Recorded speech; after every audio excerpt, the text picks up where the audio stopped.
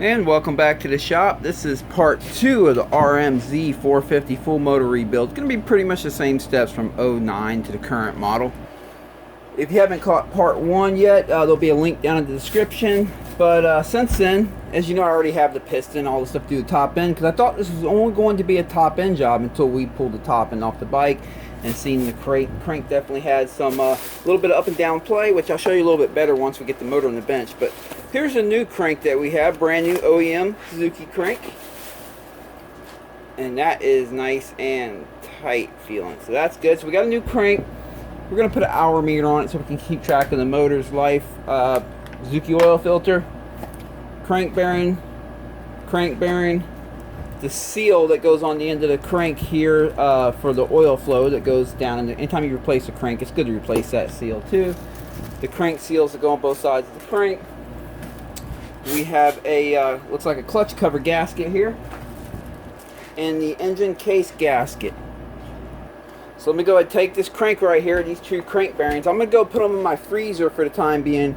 Let them get nice and cold. That's going to cause them to contract a little bit, become a little bit smaller. It's going to make it easier to get this crank inside of these crank bearings, but it's also going to make it easier for these crank bearings to slip inside the case when we get there. So let me go ahead and put them in the freezer. Now, if you're following this job at home and you're looking to rebuild your motor on your RMZ450, I will say I typically do remove the cylinder head first before I pull the motor out of the frame. It just makes the motor lighter and gives you a lot more clearance, so you don't have to find the perfect angle and way to get it out of there. So it would have been the same. I would have still pulled the cylinder head off. I will say I would have left the cylinder on with the piston. You know, it only sits about that high. I usually leave that on there, and when it's time to put it in, I'll go ahead and put the piston and the cylinder on while the motor's on the bench, and then put the motor in the frame. But you know, if you're doing this at home, you're following, just take your cylinder head off first like this, and it does make it a little bit easier to get the motor out. Okay, I think I'm going to start by removing these little plastic covers. Let me get that stuff out of my way. Okay, I was able to remove the cover on the other side, but this one, this bolt came out, but that one right there is just spinning in the frame.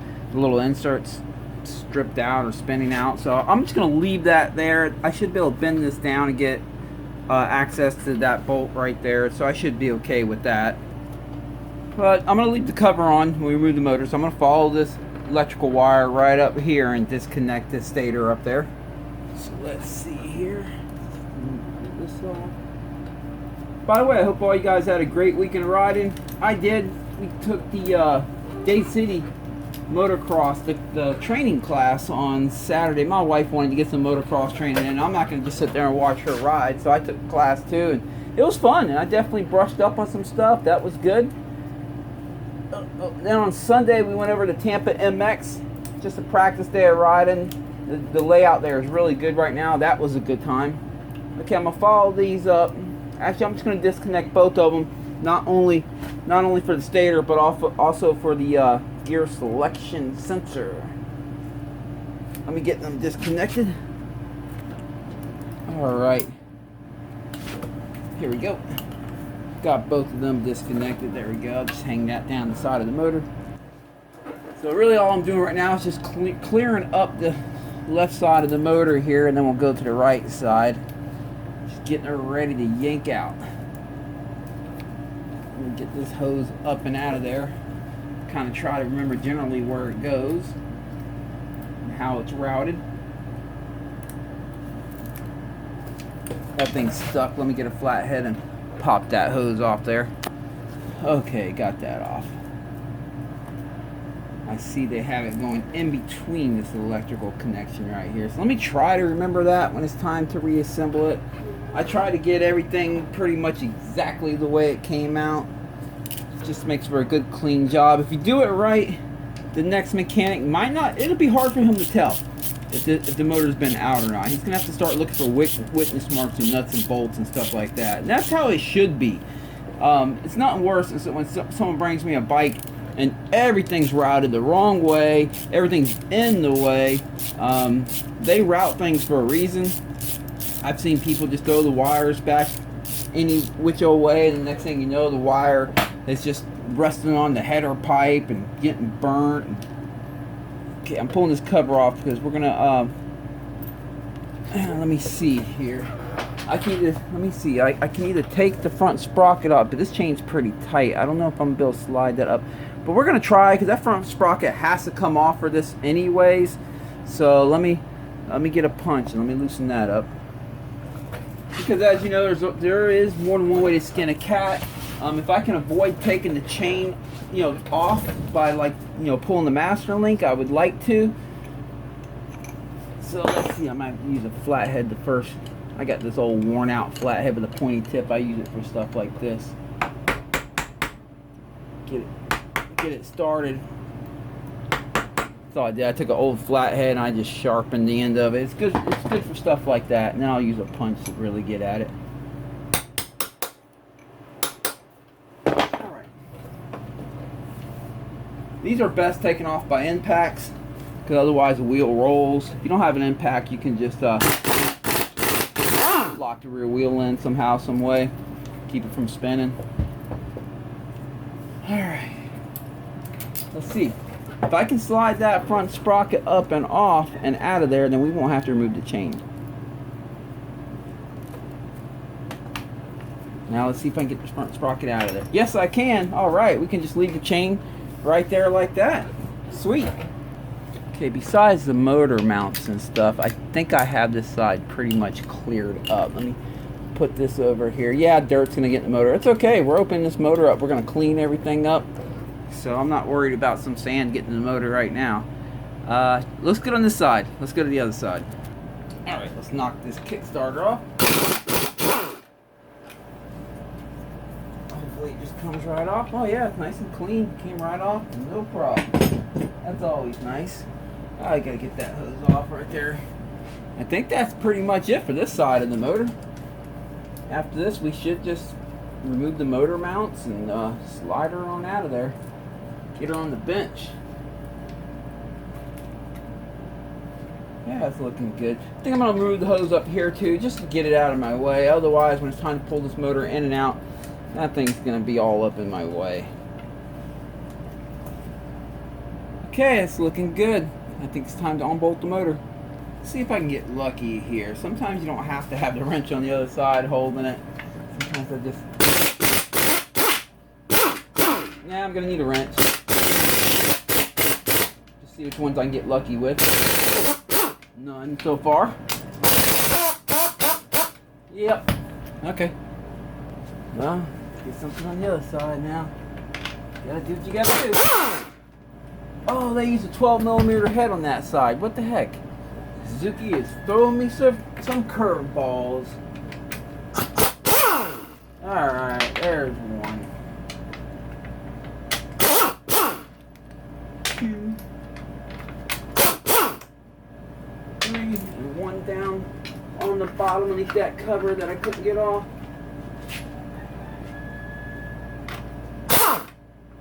There we go. Slide all that stuff right on out of there now. And I'll go to the other side, get the bottom one. Okay, we got to get the swing arm pivot bolt out of there. So, but the rear brake's in the way here. Let me see if I can. No, okay, I'm going to try separating the pads back here. There we go. And now let's see if I can push the brake far enough to get it out of the way. Yep, I can, so I'll be able to use that method. Good. Let me separate them real wide again, and I want to get the brake pads as wide as I can. But if you do this method when you're done and the motor's back in the bike and it's up and running, make sure you pump that brake back up before you go for a ride. Otherwise, the first time you go in a corner, you're gonna be like, oh man, I have no back brake. You have to pump it like 3 or 4 times before you get a back brake. So you don't forget. Give yourself a reminder. I have a zip tie right here on the throttle. That's a reminder that I am forgetting something. So let's not forget. Okay, brake pads are spread nice and wide. It's going to give me the room I need to push that lever down and slide that swing arm pivot out. Let's go to the other side and knock the nut out.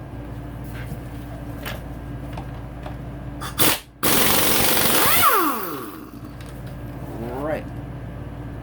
Go grab that little washer there. Okay, there's no pretty way to push these swing arm pivot bolts through, I'm telling you. But luckily they give it a pointy end here so we can knock it out without actually damaging the threads that the nut goes on. So let me give it a couple taps, make sure it moves before I go over there. Yeah, it moves nice and easily. Okay, I'm gonna go to the other side. I'm gonna put my foot on that rear brake lever, push it down out of the way, and continue knocking it out. But I'm not gonna knock it all the way through. I want it to hold the swing arm down on the other side, or I want it to hold the swing arm on the other side. I'll show you what I mean.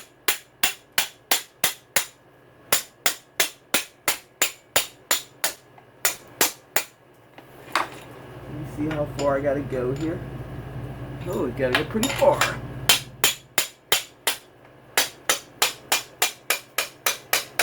Should be good right there. Let's see. So what I'm doing here is I push the swing arm pivot bolt through, but I leave it about holding about half of the halfway right here. The tip is about midway point of the swing arm on this side, the swing arm bearing on this side. That way it holds the swing arm relatively on the bike. It doesn't just go flopping off and it makes it a pain in the butt. It's going to make getting the motor in and out easier, that's for sure. So let's see if we can grab this motor and pull it out. Let me pull the camera back here. Let me give it a shot.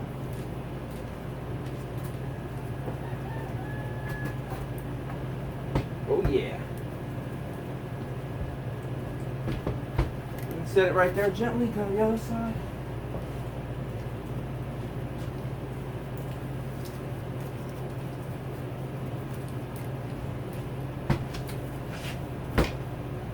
Broke.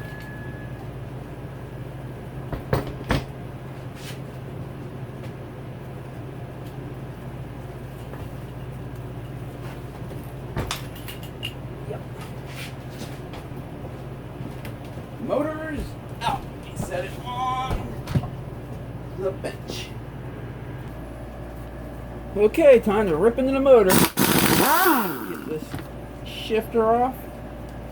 It's a good thing we already changed the motor oil. I have it on this turkey tray because even though we dropped the motor oil, I have it on this turkey tray because even though we dropped the motor oil, there's still always a little bit down at the bottom. I'm looking to not dirty up my towels here too much. I want to remember that that's being held right there in the corner of the stator cover. And we have another one right up here on the top. So two top corners. Okay. And down here, there is a washer on this 1/8 millimeter, and oil's coming out of this section right here. I need to remember that too. Again, I like to put everything right back where it originally came out of, make the job as clean as possible, so the next mechanic can't tell anything has ever been done unless they really look at it.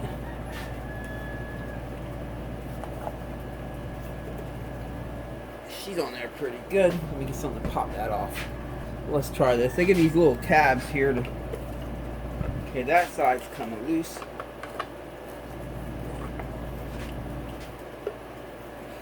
Hold on. Okay. Try it. Ah, that explains it. Anytime something gives you a hard time, you're probably doing it wrong. Let's try again. There we go. Good thing I didn't try too hard forcing it. You want to take your time with stuff. This has got a magnetic pull to it. The flywheel is magnetic and it's going to yank on the stator here, so you're going to have to be fighting that. But we have the stator off. I'm just going to set that aside. We'll clean that up in a little bit.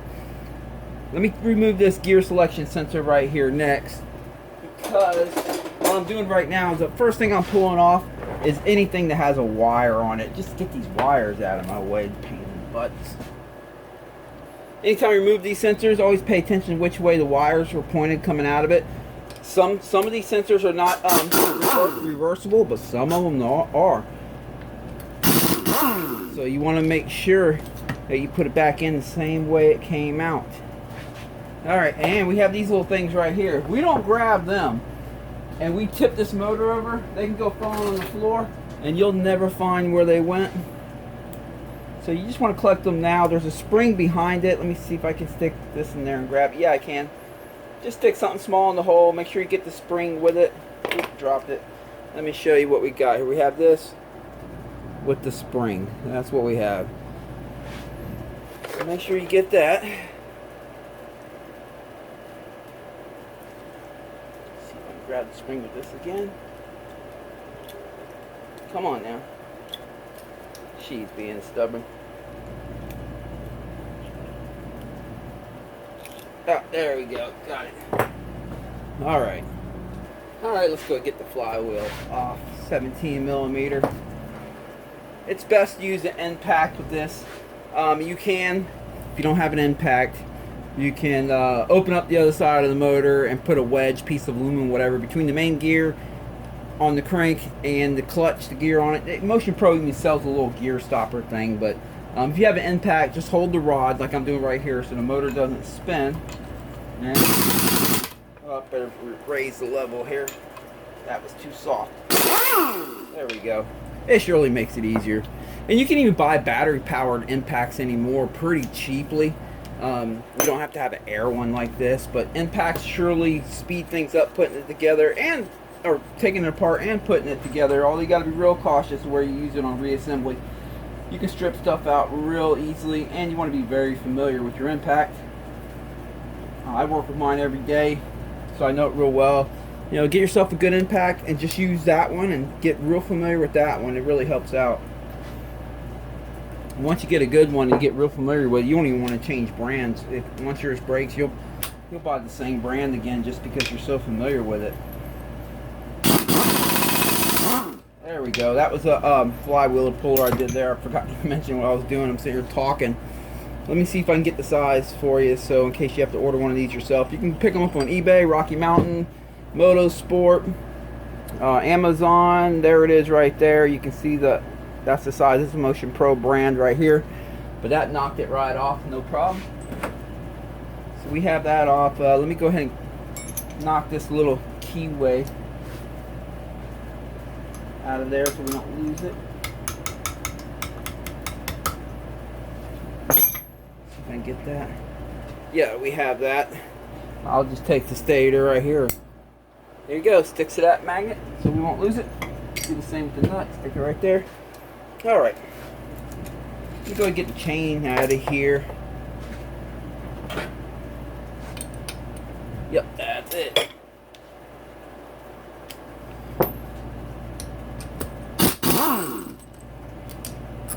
There we go.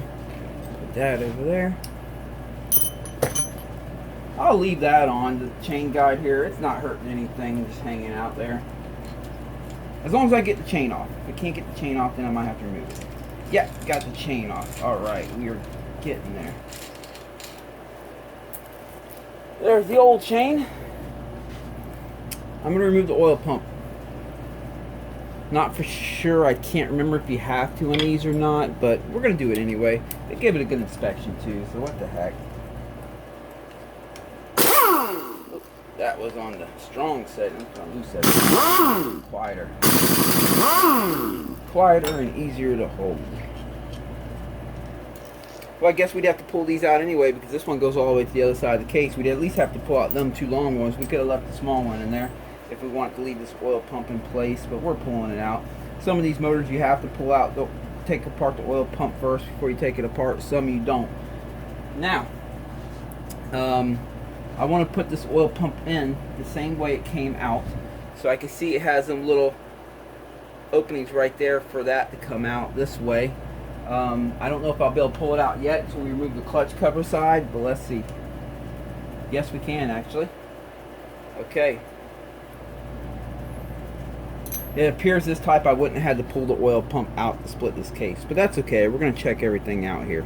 Okay, there's a dot on this side facing that's we're going to remember that was facing in towards the motor. Plus we have these on this side, so it probably won't let us get it wrong. But let me check this one right here, see if they have a dot to face towards the center of the motor. That sucker. There we go.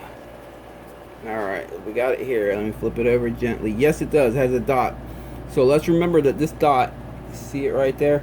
This dot and that dot both face towards the center of the motor. We have to remember that when it's time to put it back together. Okay, I got this little oil screen thing right there. Let me pop that out. Well, that sucker's on there pretty good. There we go.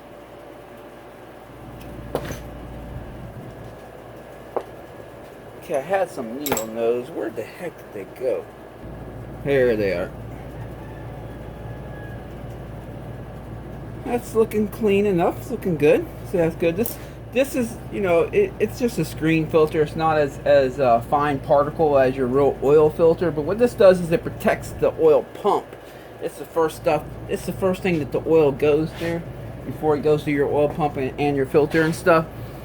That way, in case you really start chucking some big parts, it'll catch it. And also, if you use like a gasket sealer or whatever somewhere in the motor, you'll find bits and pieces stuck on it too.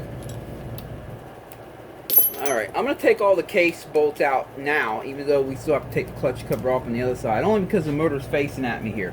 I want to remember that this goes right here, and that goes right there, okay?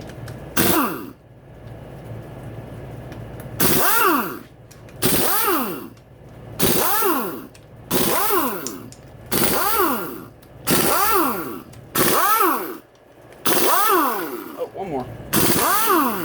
There we go. Pull these suckers out and I'll be right back. Hold on, I had one more here I almost forgot. When I pull this one off, the whole cover's coming off. Okay. Yeah. Oh well. Okay, I think that's it. Let me turn the motor around. Let me give one more peek. Make sure I didn't forget one. Obviously, we'll know when it's time to split it, right? Because it's not going to split easily if I forgot one. Pry this motor up and get you guys on camera here. Alright, remove the cover. I think I can leave the oil pump on. You do have to take all these. This one has a sealing washer right there. So we have to remember, this one had a sealing washer right there. Let's get that here for now.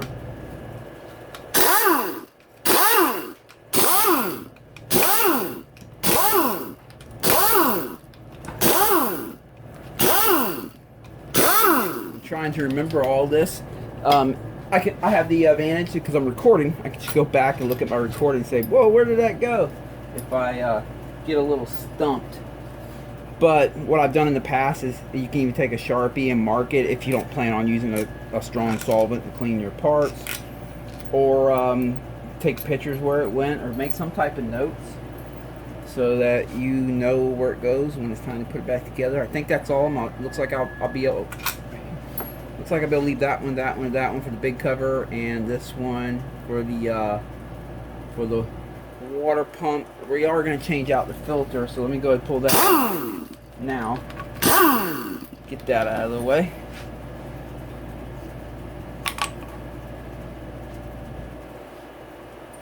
I have already had the filter off and checked it when I first saw that the crank had a little bit of up and down play. I just wanted to make sure there was no speckles in here, and there's not. So I know the crank bearing's not coming apart.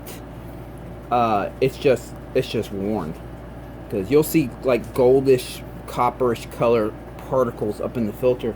If your lower rod bearing, I keep saying crank bearing, sorry. If your lower rod bearing is coming apart, that's what you're going to find in there. If you find it just metal and a magnet sticks to it, then most likely that's just your transmission. But if it's gold or copper, it's going to be your lower rod bearing. Love taps. Okay, didn't break loose as easy as I would like on the first couple of taps. Let me double check. It looks like I got everything. So let me just try like this. Nope. Let me see if this one is long and going on. Yes, it is. Look at that. It's long and it goes all the way through. Who would have thought? That's why you don't keep just pounding. If it doesn't come loose easy, peek around a little bit. Now I'm quite sure that one and that one don't go all the way through, or these two, but I could be wrong. So let's give it another tap. There we go.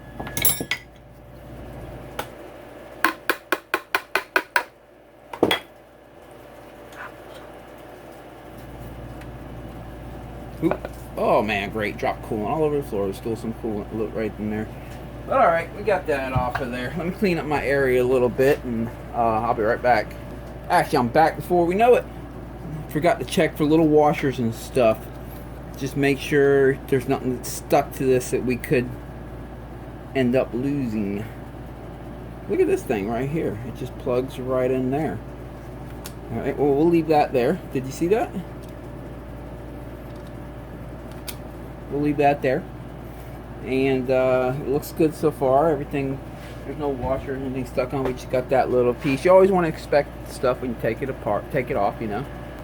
And on this side right here, I know we definitely have this thing right here with a little rubber seal on it, so we need to keep that. Don't lose that. We're gonna have to put that back in. And let me go ahead and get the dowel pins if they come out. Yeah, they come out. Take these out now because I'm gonna be cleaning the case, so I don't want these things to get lost.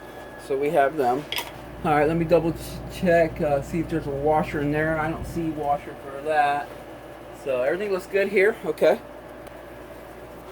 All right, time to get the clutch off of here.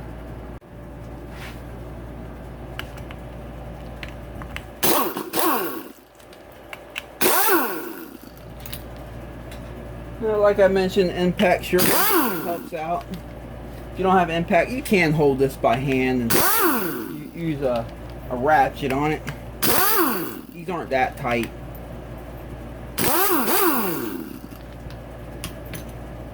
I'm going to try to just pull off all the clutch plates. I'm going to grab all the clutch plates all in one.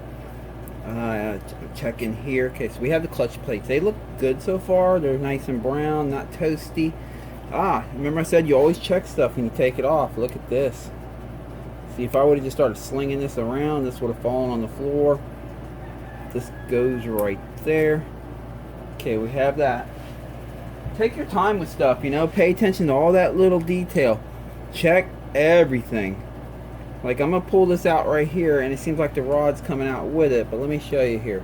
Remember, we have that right here. Pull this. Sometimes there's a ball bearing in there. I don't see one on this one, but I checked. I want to know if there is or not. And then I want to go in here. You'll see that they have these two rings. I'm going to leave them in, but I just want to show you. They could have stuck on the clutch, right? The clutch plates. There's another ring in there. A flat one. Well, it's kind of stuck in there, but you can see it wiggling around. I'm just going to leave it stuck in there. I'll put this one back in the way I found it. I'm just going to leave them in there and know they're there. Okay, we have this. Alright. We got to remove that locking tab there.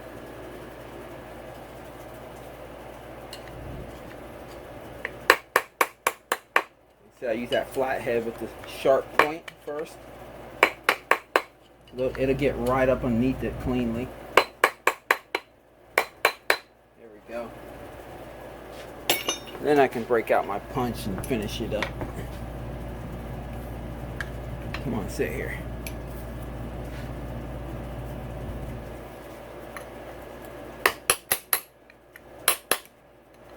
You ever wonder why I hold my hammer a lot of times like this and hit? I'm less likely to miss, and when I do miss, it doesn't hurt as bad. When I hit like this, if I miss and I hit myself, it's a smaller point of impact and it hurts worse than if you do like this. So that's why you see me put my hammer sideways like that a lot. 30 millimeter. Yeah, now if I need a real hard hit on the hammer, of course I'm going to hit it dead on the head. But when I'm just doing soft hits like this, I'll hold it sideways. There we go. This nut goes on one way, not the other. You see the threads in there? That side right there goes inward. Again, you pay attention to all this stuff, all this little stuff. Usually when you put a motor back together and something went wrong, it's because something was not noticed as you were taking apart and put it back together. I'm pulling this off. See, we still have that thing there. I'm just keeping my fingers on. Look, we got a washer right here. Okay, so we got to remember that.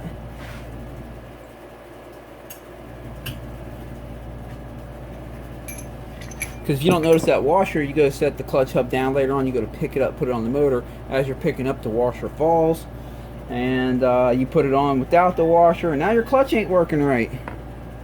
Alright, flip this around, everything okay. But we have these bearings right here in the sleeve. So let me set this aside. Pull the bearing off and the sleeve. There we go. And then, oh, Beavis is out there making a lot of racket today. Alright, No more washers here. Oh, let me pull out the shift shaft. Might as well get that out of the way right now. Check for a washer down there. Oh, look at that. There's a washer. Let me slide that on here so we just know where it goes. And then right here we always have this little spacer for the shift shaft. Make sure you get that. Alright. We're not taking the transmission out, so I can leave that gear on. But let me slide this one off if it comes off. No, it's staying on, so it can stay there. It's okay. And you know what? This can stay there too. I don't have to pull out the the kickstart mechanism. As long as it hangs in there on its own, there's not a washer in there, right? Nope. I want to make sure not a washer is going to fall off. We're going to let that stay. We're going to be gentle when we move the motor around, but we'll let it stay. We have the oil pump stuff here, and we'll pull that apart. We're going to check it, but we're going to do that. Yeah. Should we do it now? Yeah, what the heck. Let's do it now. While this motor's facing that, it's nice and pretty here.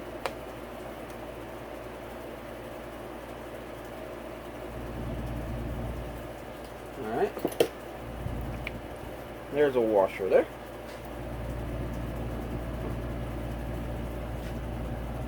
Okay, now just some little tiny Allens. Alright.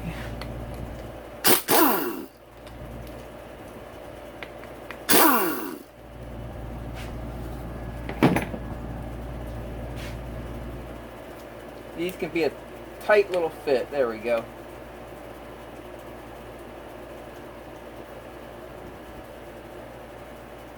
Okay, so that's part of the gear there, I see. Something just fell. Ah, the pen. You got to be careful. That pin that goes right through that gear and right through the shaft right there, the little pin. So let me set this aside real quick.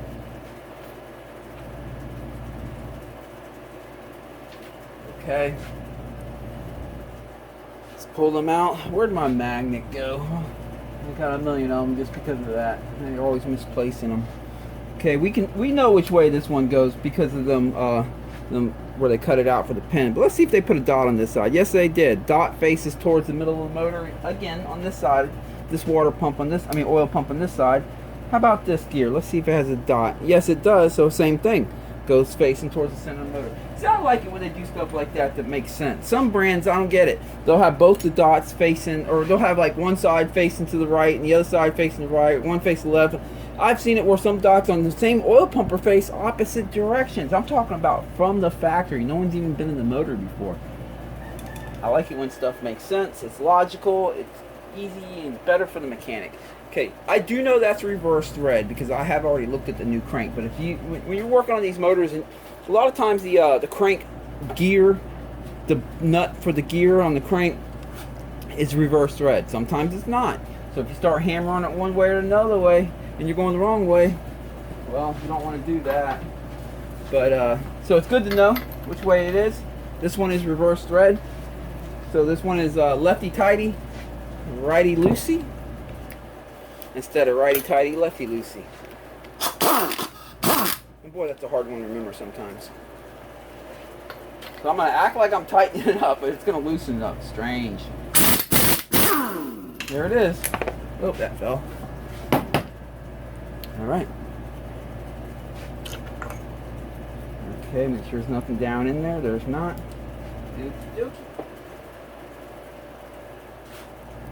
All right, let me just give it a looking over, make sure nothing's gonna fall off or anything as we're fooling around with stuff. Everything's looking good. I know we pulled that whole shaft out of there, but just to be safe, I've seen bikes. Now I know this one don't have a, but for good practice, I've seen bikes where they put like the ball bearing or something weird all the way on the other side. No, looks clean. Nothing's over there. Okay. I think we can split the cases now. I really do. So let's set up for that. And these are not tough cases to split. Just some long bolts. You don't need case splitters. Long bolts and some taps with a hammer. Put one on one side. Well, that one's not threading in very good. Oh, it's kind of worn out. Alright, let me grab another one. This one's all mashed and beat from being used a million times, but it works. I hardly ever have to use case splitters. That's something I think I only have to break out on like some of the biggest quad motors with the reverse and everything. I hardly ever have to do it, use them on motocross bikes. So here we go, watch this. It's already splitting. Just some love taps, so all you gotta do. Front and rear.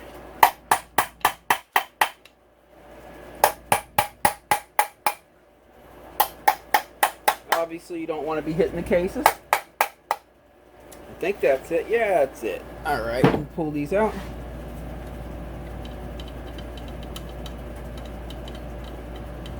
I'll be right back. Let me pull these bolts out. Okay. Looks like the crank's stuck on that. I'm going to lift the motor up this way, like angle it this way, so the transmission parts kind of stay in the transmission. I do hear things clinking and clanking. So we're going to collect that real quick. Let me set this down. Let me take a look at the camera, see if you can see what I see. Yes. Alright, we have this washer right there. I can pretty much tell that was right here. We'll straighten that out in a minute. There's another washer right here that fell down, and that one goes on this shaft right here. Let me set that down. Oh, we got a shift fork pin. That somehow stuck on there. Alright, let me set this aside for a second. And let's focus on this motor here for just a second, this side of the motor. I need to get the transmission back in there, because like I said, we're not pulling this whole transmission out. So what I want to do is I want to get these parts back in order the way they go before things get all out of shape. Oh, I see what's going on. This gear's starting to pop out there. There we go. Get the shift. You just have to reassemble the transmission pretty much if it starts to pop out like this, because we're not pulling this transmission out. There's nothing wrong with it, and we're going to look it over for, you know, while we're in here and make sure we don't see any wear, but I don't expect to see any. Okay, let me get that washer again. Okay, we can get 2 zip ties. Cause I don't need this stuff just sliding off. I still need to clean these cases. I'm gonna clean it with the transmission in there and everything. So just put some zip ties on the end here.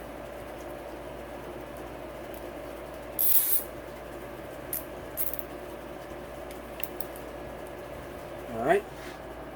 Okay, now I'm just looking over the transmission, and I'm checking the dogs. If you're curious more, if you're more curious on how to look this over real good, take a look at one of my other videos where I just type in 111 transmission. You know, I put 111 at the beginning of every one of my videos. It allows people to search up my videos quicker, and it lets you know who I am.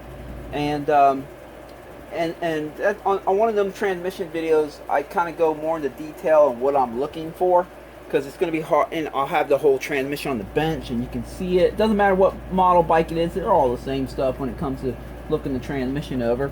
So far the transmission's looking good from what I can see right here.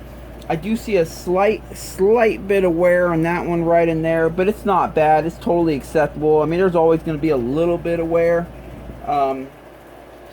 So yeah, she's looking good. Like I said, there's always going to be a little bit of wear in your transmission. A little bit's acceptable. That's broken in, you know, and that's why a new bike shifts notchy, and as the bike breaks in, the notchiness kind of fades away. But otherwise, it looks good. Let me pop this off real quick. I will give you a little lesson here real quick what I'm looking at.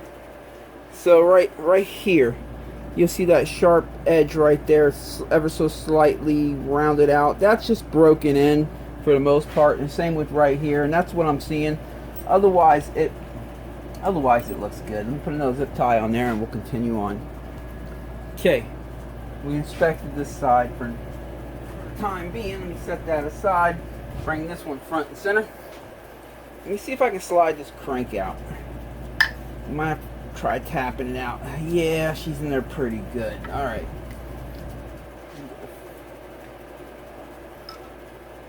I'm just going to set the nut on here. I don't know how tight this crank is and these bearings, right? So we're going to start lightly here. Let's just see. Sometimes they're in there pretty easy. Let's see.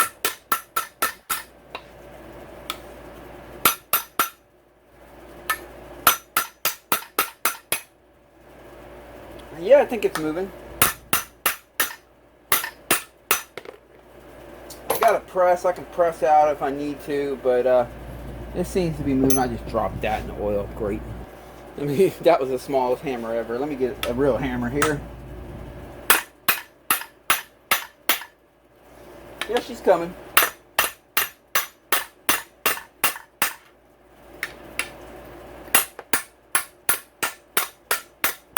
There it is.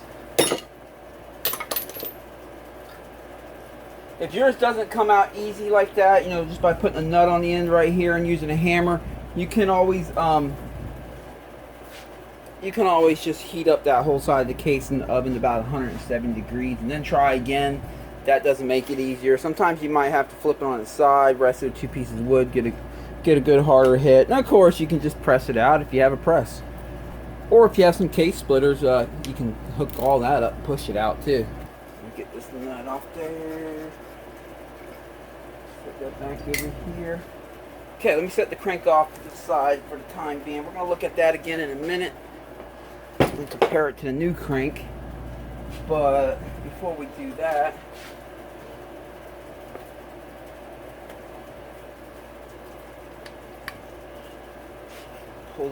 let me pull these pins out so we don't lose them.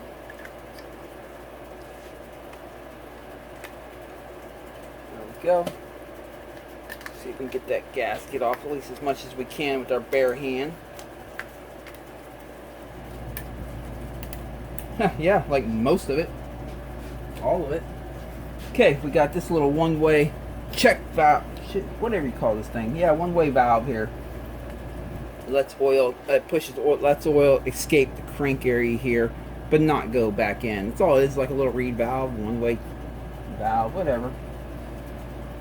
Alright, see what we got in here. It's looking good. I don't see anything loose and ready to fall out anymore, so let me clean up this area and we'll continue on. Of course, I want to check my tray here. Make sure no parts, make sure no little parts fell in it that I didn't see. I don't see anything. Back to this side of the motor here. Dang it. I need that transmission stay put. They got this little piece right here. I'm just going to pull this out for the time being. Oops. Make sure you can't get in there backwards. No, you can't, because it just fell out before I verified which way it was supposed to go. Can't get in there backwards, so that's good. Let me set that aside.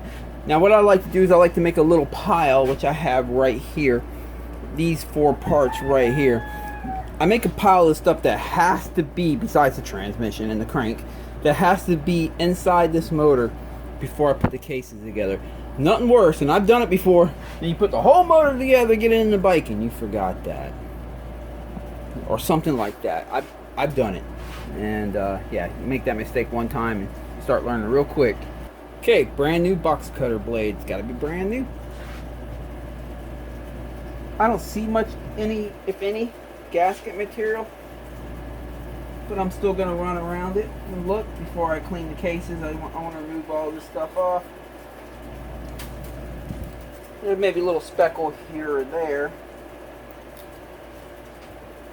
Get this up here. Let me check this side right here. Like I said, a little speckle here or there. On these box cutter blades, when they're brand new like this, if you notice it's kind of grabbing a little bit here or there, just flip the blade over. There's often one side of the blade that will slide easier and better across the aluminum and clean it off. And there's another side that the other side will typically like to catch more. You don't want it catching because that's when you can scratch it. Okay, this side has a little bit more material to it left behind from the gasket. Yeah, it does. Alright, let me clean this one up. Look, you see right there where I cleaned it up? Box cutter blades are real good for this stuff. Just, it's got to be brand new, and change it out quite often while you're doing it. If it starts getting grabby, or not cleaning this good, grab another one. You can see how well it cleans it off right here. Look. Oh, got you off camera. See right there? So it does a good job. Alright, I'm going to clean this up. I'll be right back. Okay, let's look at this old crank here.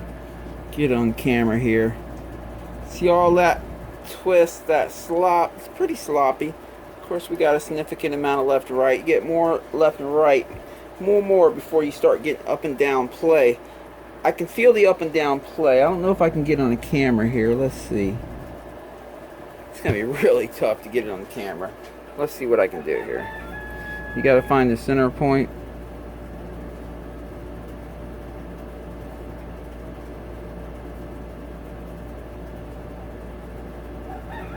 I don't know if you can see that. You probably can't. It's so minute. I find the center point, left and right wiggle.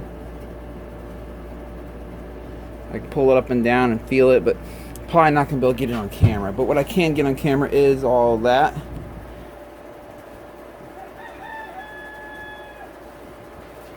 Look at that. And then I'll get the new crank. Yes, it's frozen here, but that's okay. I'll do the same little wiggle. I can barely get any. I mean, there's a little bit of wiggle there, left to right. See the left and right. Let's try to get a twist again. And loosen it up. Twist. Left to right. Hold one. Twist. On. Left and right. So it's just worn. It's not coming apart. It's not like, it's not coming apart yet. Maybe it'll last 3 hours more. Maybe it'll last 50 or 100 hours more. But it's definitely worn. It just depends on the rider. If you're like a fast track rider doing big jumps, I would say get rid of it. You know, that's just a little bit, hey, that's just a little bit too much slop right there to risk going at big jumps. But if you're just like a trail rider and you're putting around, I mean, it might be okay. And I told the owner that too. I said it might be okay if you're just a trail rider, you know, taking it easy. It might last quite a while. But he didn't want to take any chances, so he said, nope, we're already in there. Let's do the crank. And I agreed with him. I would if it was mine. But, you know, you can lead a fish to water. You can't make him drink. But luckily he was willing to, or lead a fish to water. Lead a horse to water, can't make him drink. Luckily he was willing to drink. So let me put this back in the freezer, keep it nice and cold. And let me clean the cases, and I'll be right back. Oh, one more thing. It's not that trail riders, because they typically ride at lower speeds, it's okay to use this kind of stuff, you know, with some wear on it like this. That's not what I'm saying. What I'm saying is the risk factor. Usually when you just trail ride, if a lower rod bearing went out mid-trail or whatever, you're probably going to be okay. But a track rider, we use a lot of full throttle going at big jumps, and you don't want a failure when you're at that level of speed heading at an obstacle that big that can really chuck you if the motor failed on you. So that's really the difference right there. And again, this one just, it's a minute amount of up and down. I mean, I have to get it dead center. Try it again for you. There it is. I can feel it, and it's just a tiny little, but it's there. The new one doesn't have that. And like I said, you can see it in the twist here. You know, now there's always a little twist just like in the other one, but they get more and more and more as they wear out, and they get more of this left and right as they wear out, to the point you get to start getting up and down. And yeah, so alright, well, I'm going all different directions with this thing. I pulled that back out of the freezer. I decided to check the true on it real quick. It came in a dinky box. I just wanted to make sure it wasn't dropped. As long as we don't get what I'm good with, because most manuals say that that's the run out limit, is 0.03 millimeters. As long as I get less than that, we'll be good. We got 0.1.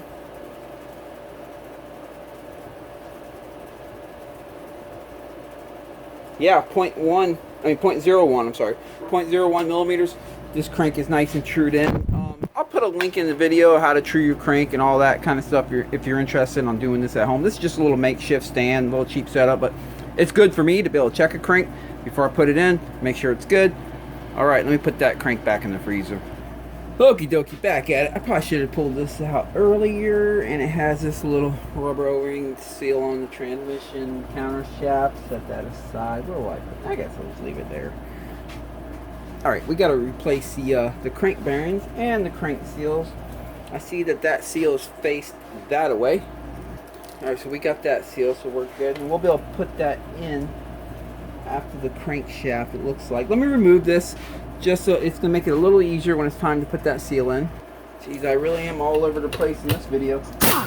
I could have removed that a long time ago.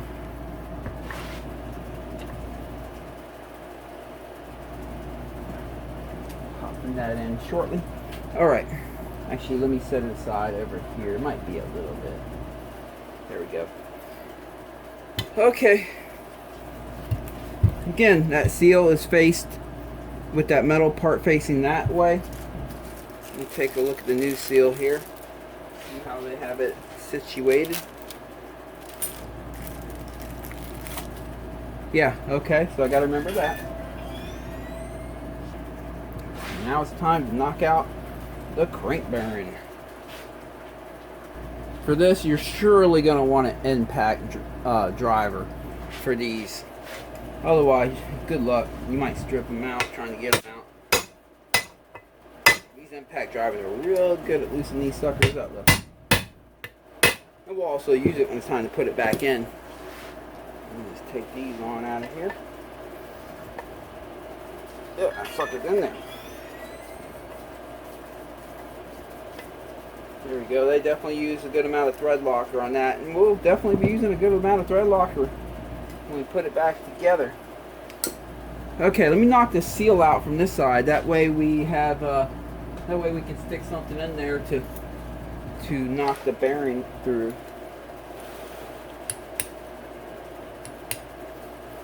That ain't working. Let's try this.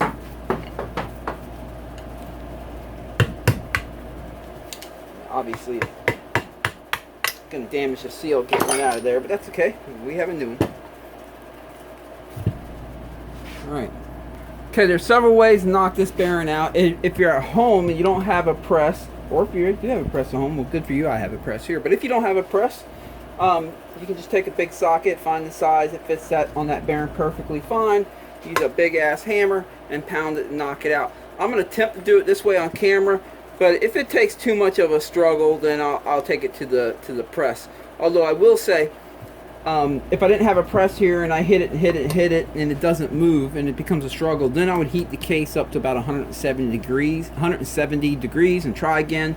And at that point, they usually will budge and move. Let's see. I just don't know how tight this one's going to be, so let's see. It's not tight at all. Yeah. Well, if you got one of these, you can knock it out pretty easily, I can honestly say. There's the old bearing. Clean up in here real good. And I'm not going to put the seals in until I put the cases together, because I like to be able to heat the bearings up when it's time to slide the cases together, so the cases go together easier. Alright, I'm going to take this case, I'm going to put it on my grill out there and get it to about 170 degrees. You can also use your oven inside your house, set it to 170 degrees and leave it in there about 5 or 10 minutes until it's pretty warm. You don't have to get it scorching hot. You don't want to get any hotter than 170, but they can totally handle 170 with no problem. Even the seals, the motor gets hotter than this when it's running. It gets hotter than that when it's running. So 170, I consider that kind of the max, since that's what our stoves, the lowest our stoves usually do anyway. Put it on a cooking sheet so that the burners, the heat coming directly off them, don't go right to it. Just lay it on a cooking sheet in your oven for 5 or 10 minutes till it's about 170 degrees. I'm going to use a grill that I have out here because it's in the backyard. It's an old grill. You can use these right here to kind of verify what the temperature is if you have one of these. But yeah, let me go heat it up. Okay, the case is good and hot. I'm not going to be able to touch it barehanded here, and the bearing is frozen. It's time to knock it in. I'm just going to use a hammer here. You could use your press, but I find this is safer. You want to hit the outer race all the way around. You want to work quick, because once they touch each other, they'll start equalizing in temperature. Just some love taps. That's all it takes. You saw it fell all the way in there. And the last little bit just boom, fell on its own. That's how it should go. I'm going to give some taps all the way around on the outer race just to make sure it's definitely fully seated all the way in. All right, that one's in there. That's good.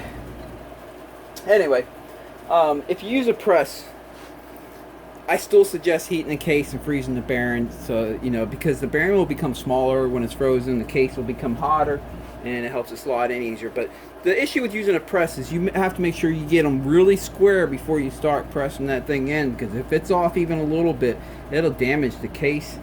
I find doing it this way, I never have any issues. That's how I do it on my own personal bikes, and I'm very OCD.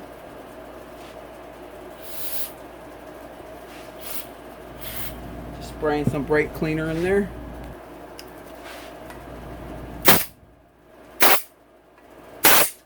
Blow the brake cleaner out. Yeah, like I said, the freezing method, freezing the bearing, heating the case, for me is the safest way to do it. Less likely you're going to damage anything.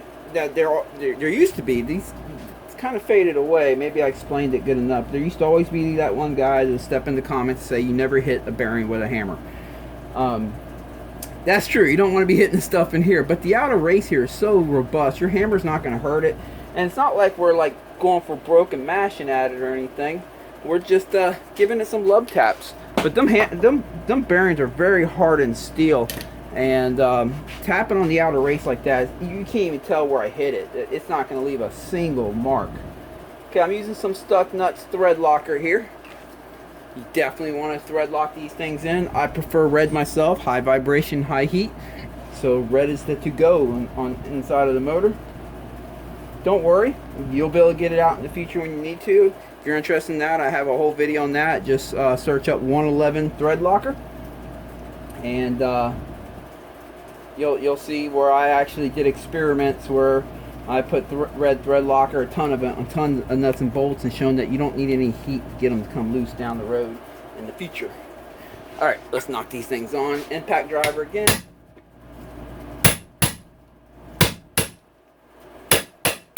Okay, that one's on good.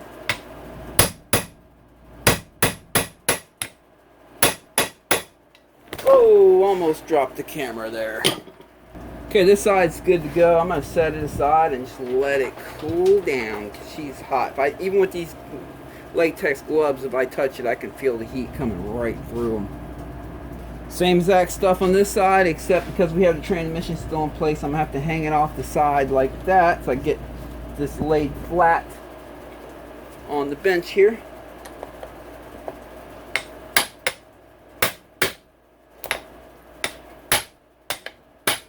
That one loose.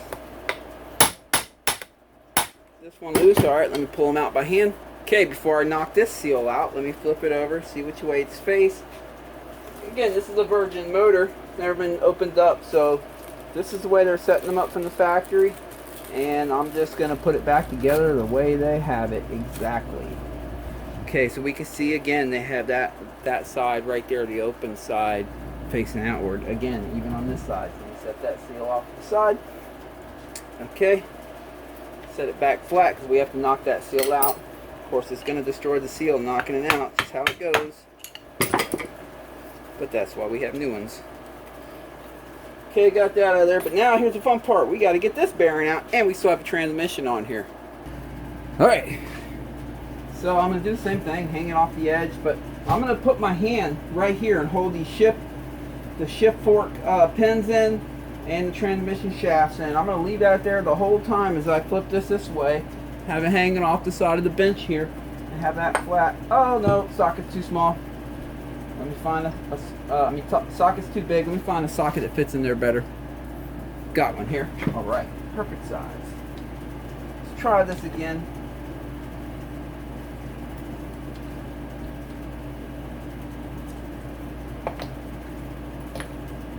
Where's my big hammer? Yep, it's moving.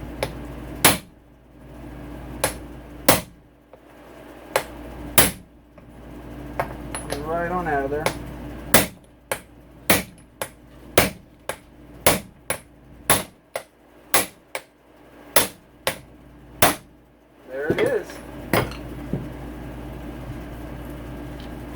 Booyah. Okay, I'm gonna go put that on the grill, get it nice and warm, and go get the frozen bearing. And I'm gonna put that bearing in just like I did the last one. I'm gonna do it off camera to save time, but it's the same steps. I'm putting it in. I'll be right back. Okay, while them case halves are cooling off, because they're still hot, hard to touch, I'm gonna go ahead and remove that gasket here. We're gonna work on this clutch cover for a minute while them are cooling off. Let's stay moving. I'm gonna clean this, but before I do, let me pull this thing out right here. I don't want to lose this. I guess it looks like a little oil flow like controller or whatever, like an orifice that controls how much oil flows from this area, but don't want to lose it. So take that out. We got to replace that seal right there, but let me go clean this first, and then we'll actually, let me pull the old seal out first, and then we'll go clean it, and then I'll put the new seal in, because there's, you know, debris can hide behind it. Okay, got that out of there. The new seal is right here. I can see which way it's facing, so I want to put it back in the same way. Pop that off. There we go. Okay, let me go clean this. I'll be right back. Okay, get the new seal. Got the cover all cleaned up, so that little rag piece. Just gonna pop it in there. Kind of get it guided in with my finger a little bit, and then I'm just going to use a socket that's almost as big as the seal. Love taps, as always. If you want to get it far enough in there, you can get that clip back in. That's really all you got to do.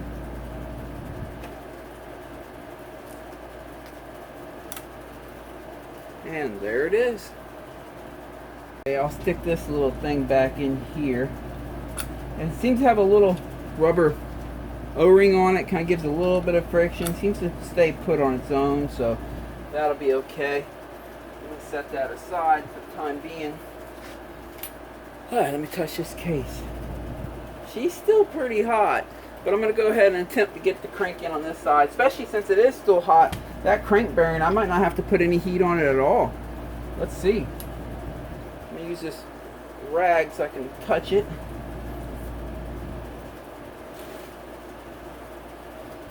Let me go get the new crank and see if we can slide it in this side. I like to put the crank on the same side that the transmission's on, so when we go to put the other case half on, it's more like just a cover. I like to have everything right here and just put the cover or the cap on it, so to say. Let me get the crank.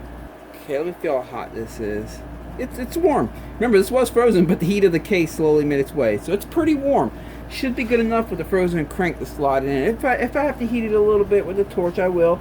Now the timing chain, I can see the timing chain goes on the other side, so make sure you put this crank in right the first time. Otherwise you got to pull it out and turn it around. I don't want to have to do that. Wipe some of this up right here. Alright, let's see if we can get it to slide in.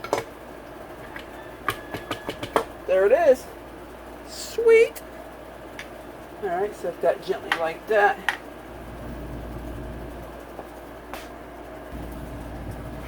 Okay, time to start assembling stuff back together. I got a little jug of gasoline I keep right here in the shop just to clean parts and dust off of them and stuff.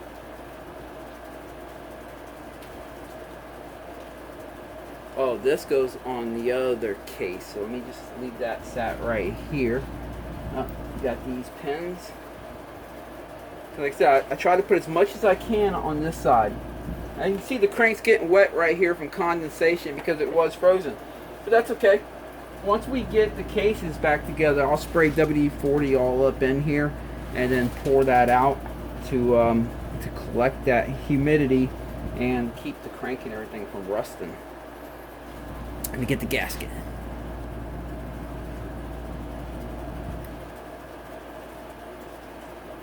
Looking good. Remember, I had that pile of 4 things over here that I had that make sure I had in. This is one of them. 1, 2. That's 1, 2, 3, and this is the 4th one that goes on the other case. So I had that pile of stuff that I cannot forget inside the motor. And that's what I'm doing here, putting that stuff in before we go any further. Let's see if this stays in on its own. I believe there's only, usually they make it where there's only one correct way to put these in, that way. Let me see if we can get it wrong. Nope, we can't get it that way. Can't get it that way. It only go this way because of this angled right here. So that's good, but I can see it just kind of wants to flop out on its own, and I need to slide these cases together with that sucker not flopping out. So it is getting some grease. That's right.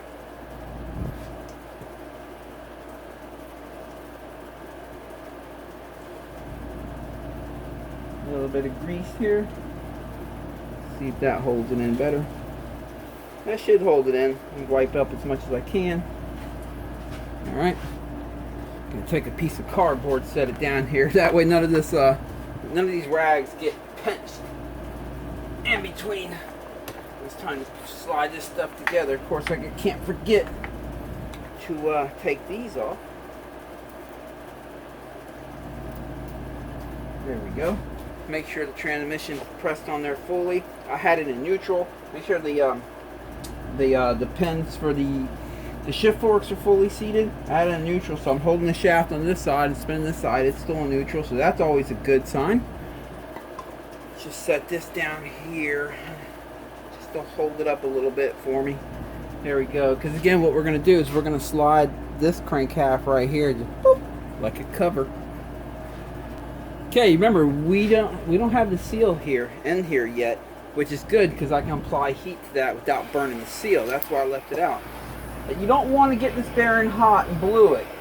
You just want to get some heat on it, and you want to rotate it around so you don't make a hot spot. I'm not trying to damage the bearing here. We're just trying to get some heat into it so it expands and will slide right over that crank with no fuss. I'm going to do this on camera here so you can see about how much heat I put on it.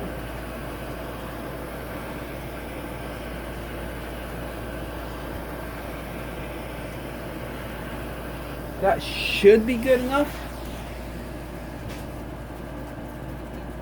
That's MAP gas, by the way. If you're using propane, you might have to do it just a little bit longer. Okay, let me double check transmission one more time. Everything's looking good. Everything's good. Okay, here we go. We have that piece in right here. That's looking good. Let's do it.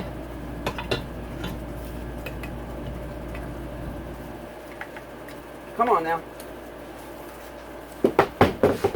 Oh, dropping everything here. There we go.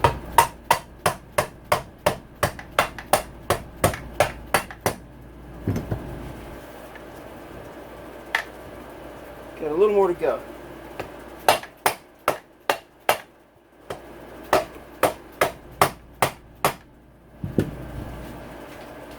Where's the hang up at?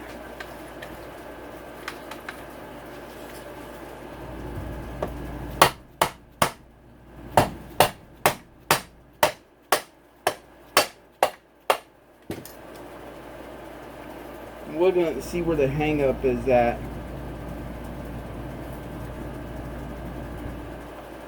Appears to be at the crank area. Okay, give it some more wax.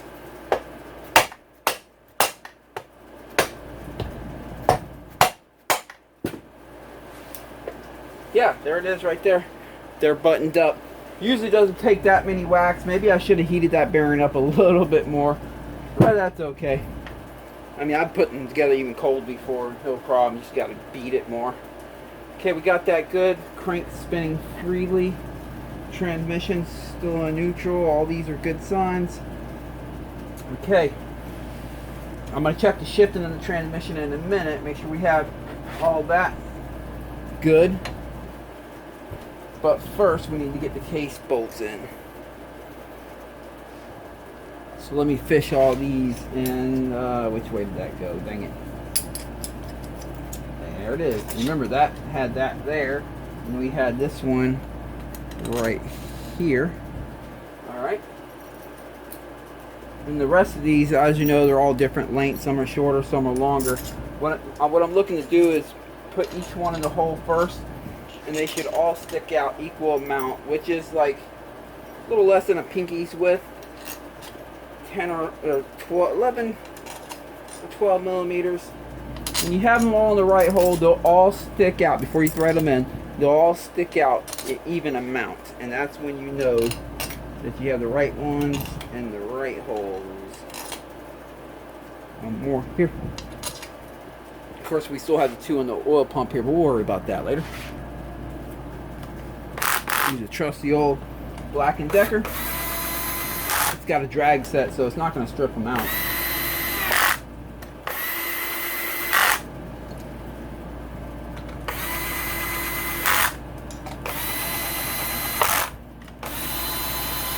That just bottoms them out for me. Then I can tighten them up by hand afterwards.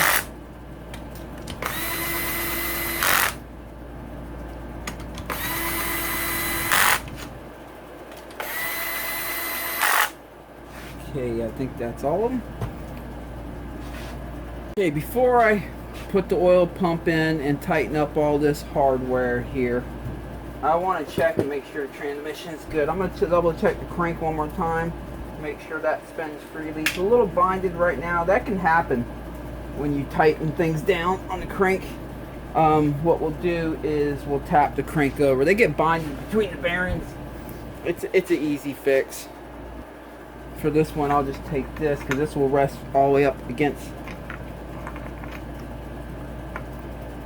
There we go. Get me a socket. Put it right here.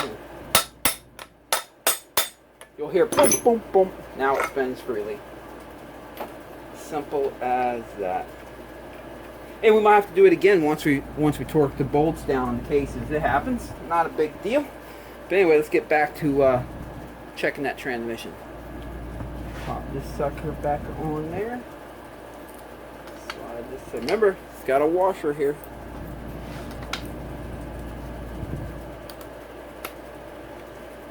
Line it up. There we go.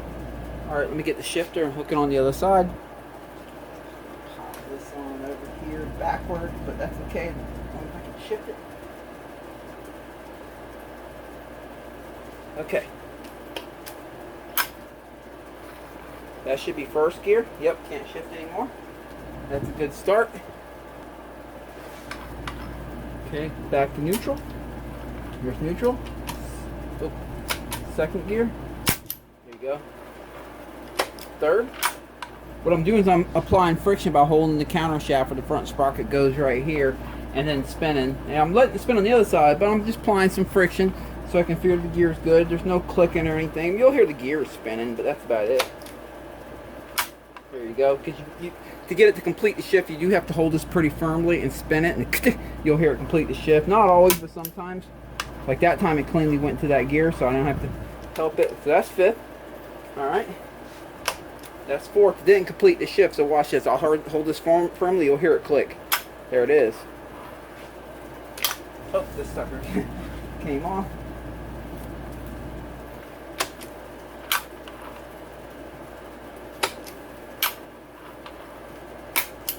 I believe that's first again. Let me get it back in neutral. There we go. Now I can spin this and the other. I can hold the other side still. So we're back in neutral. Transmission's good. All right. You surely want to verify the transmission before you put it all together. Blow out any dust that might be in there. We need that super clean. That's where the oil pump's going to be going. Okay, looking at the oil pump here, I don't see no gouges or anything in here. No gouges or scratches. Oh, off camera, dang it. No gouges or scratches here or up in here. She's looking good. Remember, the dots go toward the insides. We got a dot right here. Goes towards the center of the motor. And this one, the dot's right there.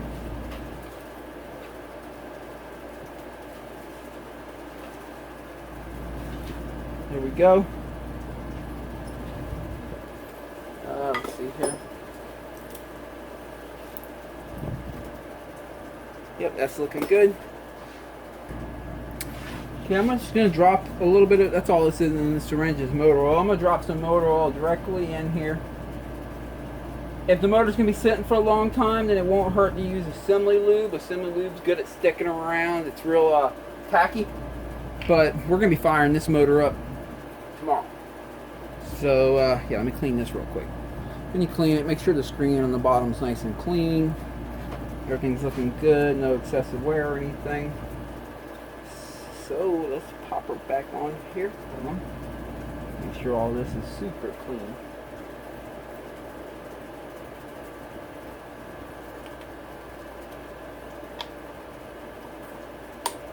There we go.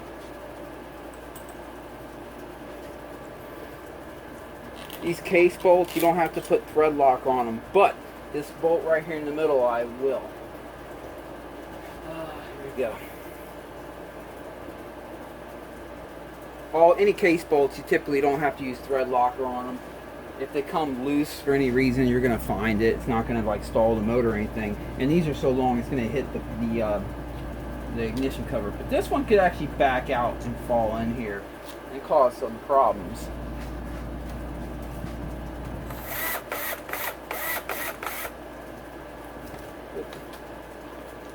I'm surprised they allow all that wiggle there, you know.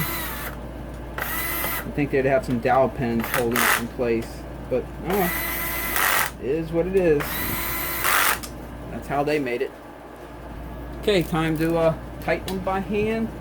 Here, I'm gonna go around the crank first. Let me get a shorter extension. Okay, you don't want to strip these out. You can see I'm just using a quarter drive. They're really easy to strip out. There are torque specs for it if you need to follow that. I've been doing this a lot of years, so I have good feeling with my hand. I know about what torque I'm looking for.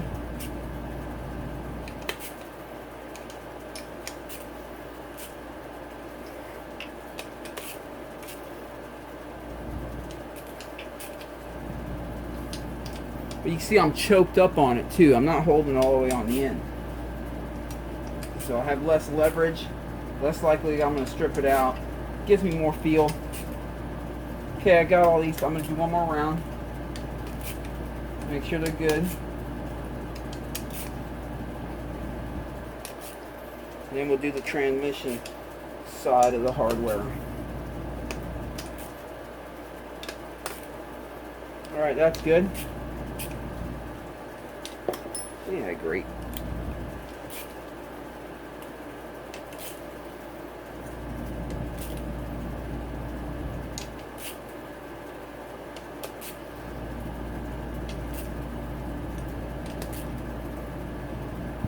Now I'm going to check one more time. Make sure the crank spins freely. Yeah, it does, nice and freely. We're good there. Get a razor blade. I'm just going to lay it flat on the surface here. Doop. Slide that, cut that gasket right off there.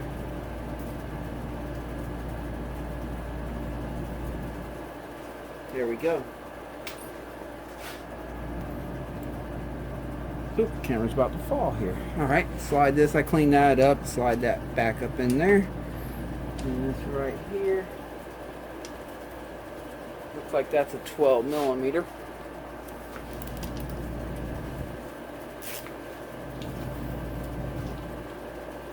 There we go. Guess I'll go ahead and get that out of the way. Let's do that.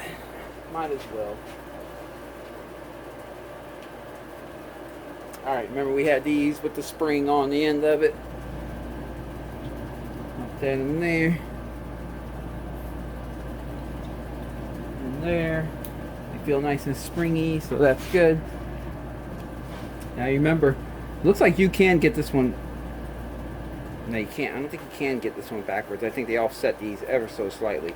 But anyway, wires facing down. Nice and springy going in. Doesn't feel like that seal's gonna seal, but maybe it does. If it leaks anything out, it's easy to take it off and replace that. Just a little bit of thread locker. You don't really have to on this, but if that thing does come loose and gets lost, you will start losing motor oil. Alright, let me tighten that on down. Might as well pop this back in here. Put this rubber O-ring in there first, and then the recessed end. Let me wipe that down. Goes over on top of it. That part right there goes over on top of that seal.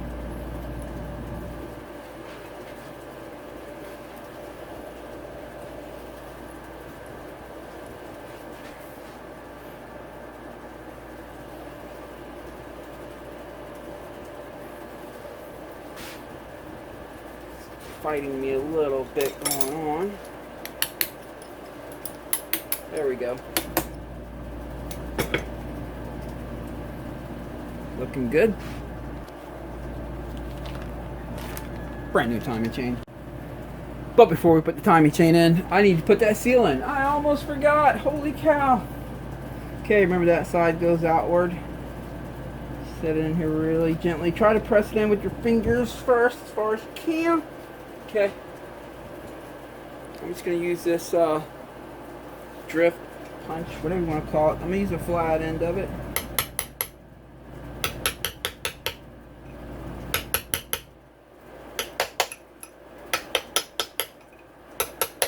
You want to knock it in even with the case, the top lip of the seal.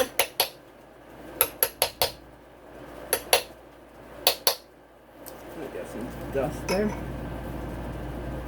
Yep, and make sure a little more here. Alright, that's that. Got that one in. Save that for the next one. I already put the keyway back on the crank right there. Did that off camera there. So we got that, but we need to get the timing chain in first. This is the brand new timing chain. OEM Suzuki. Set that here like this. Knock this out first. Where's my thread locker? Here it is.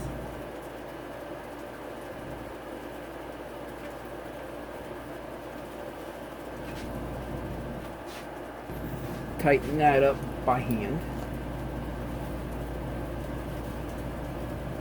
And like I said, thread locker. You don't want that coming loose. And don't strip it out. Same thing. Choke up. And just bottom it out. Snug it up against that wall pretty good of being bottomed out. And that's it. You don't want to go crazy with it.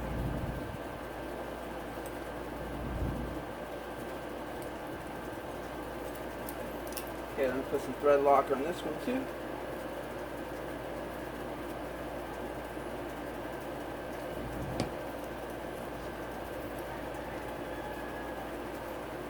Go.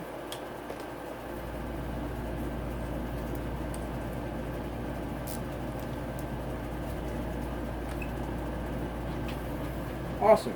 All that really does is hold the chain on. Just keeps it from coming out off the teeth there, so when you're doing the top end, it definitely makes it easier for you. Okay, I already got that keyway in like I mentioned a minute ago. So when I cleaned the flywheel here, got all the little metal dust and stuff, I just wiped it real good with a rag. Let me line up that little cutout right there with the keyway. Hold the rod here so the crank doesn't spin. Make sure I get it in line. Yes, I do. Okay. Again, thread locker. I use the red stuff inside the motor. It's high vibration, high heat, so definitely use the red thread locker. Okay, now I'm going to use an end pack to put this on. If you're not familiar with your end pack, be real careful. I don't suggest it if you're not familiar with it, but there are torque specs in the manual. You can buy one of them tools that hold these two holes right here, like a pair of pliers, and torque it down to the torque specs. That's one way, keeping the motor from spinning while you torque it. Another way is go on the other side, put the crank gear in, the clutch in, and put a piece of aluminum or one of the Motion Pro gear locker things in there so the motor doesn't spin as you're torquing it down. Or if you're familiar with the impact like I am, just use your impact. I'm going to start on setting number 1. It's really mild, really light. Now to bottom it down for me. And then I'm going to put on setting number 2 and just give it some wraps. I'm going to watch it, you know, let's just see, make sure, you know, it's good. But setting number 2, here we go. That should be good. That's usually where I put all the flywheel bolts at. Now this does have a setting number 3. If I put it there, we can be in trouble then. But yeah, she's good. Okay. Put the dial pins back in place. And the brand new gasket here. Which way did it go? There it is. Alright. Now this thing, stator, you know, this is magnetic and that's metal, so it'll grab it right out of your hand, so hold it firmly. See what I'm saying? Alright. Remember that little thing went right there, and we had one of these sealing washer ones right here. Was it? Yep, it looks like it was right there. And another one right here, as weird as that is.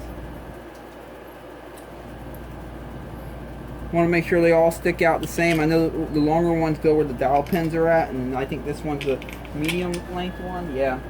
And then we got two of the shorter ones, and they go right here, right here. Okay.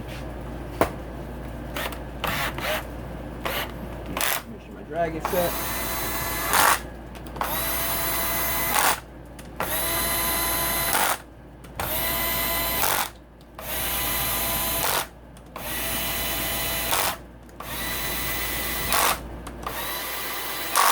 Alright. Now I just gotta tighten them by hand. And the same thing, don't strip them out. Choke up on the quarter drive. You just bottom them out and snug it up against that wall when you bottom it out. And that's it. Any more than that, then something's gotta give. And it's gonna be the threads. And we don't want that. Okay. I think this side is done. Let me look on the bench here. It appears it is. So let me spin it around to the other side. Just drop that timing chain in there. Yep. Get these electrical wires out of the way. You know what? Holy cow. Back over here. This was supposed to go somewhere. Where was that supposed to go? If I had that wrong, but I believe I have it right now. Alright, have that over there, and this one right here holding it, and then these will go up towards the... I believe I have it right now. So, alright, let's continue on. Kind of put the crank seal in. Try to get it in as far as I can with my fingers. Alright.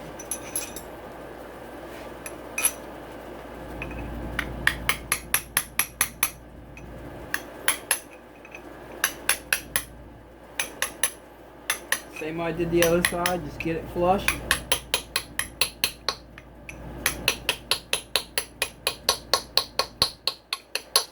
There we go. Let's get the oil pump up in there. Remember, we got this doohickey, a little roll pin here. Put that in the middle. Okay, the dot goes face, that little dot goes face towards the center of the motor, so that's going to slide over that doohickey, the pin. There we go. The dot will be faced towards the motor when we put it on.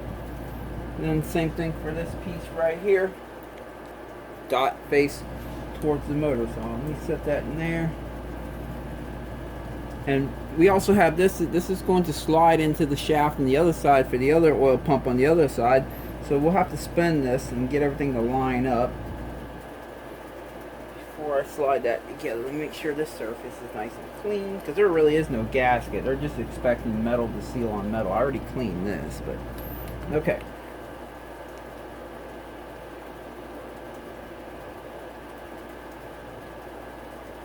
Spin it till everything lines up. There we go. Let me pull it back off here. Forgot to do something.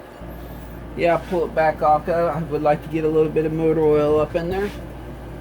You don't need to, really, honestly. It's gonna get oil in it before it even actually starts up. Just you kicking it to get it started up, it's gonna already start feeding some oil through it. But it makes me feel better. There we go. It spins freely, so that's good. Alright, let me get the hardware for it. Put some thread locker on it. And I'd rather use motor oil when I can instead of assembly lube, because assembly lube, well, it's real tacky, but it contaminates your motor oil, the motor oil that we will be putting into this motor, right? And so you have to do a motor oil change like shortly afterward. Might as well just use the same motor oil that if you're gonna be starting the bike up within a day or two, might as well just use the same motor oil that you run in the bike to lube things. Assembly lube is great. if the motor is going to be sitting on the shelf for a long time, because it's tacky and it'll hang in there. But otherwise, it's not necessary. Just motor oil is good. Again, don't strip them out. I know I've said that a million times, but you don't know how many bikes are brought to me to work on that someone else has already worked on, and stuff stripped out everywhere. Typically, it's not your motorcycle mechanics that strip them out. It's usually the home gamer that hasn't really worked on these, or the shade tree guy, you know, and they'll just go around stripping everything out. Gotta get that gear back on there. Which one was it? Where'd my pliers go? There they are.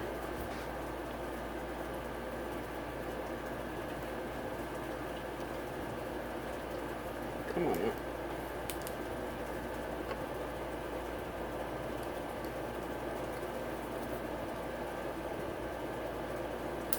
There we go. And it spins nice and freely. You want to make sure your oil pump spins nice and freely, that's for sure. Yep, she's doing good. Okie dokie, what is next? What is next? Well, before I forget, let me put that right there. Remember, it has that little little rubber O-ring on it, the dowel pin with the rubber O-ring. Got that in place, so that's good. Okay, might as well put the other two dowel pins in now too. What the heck?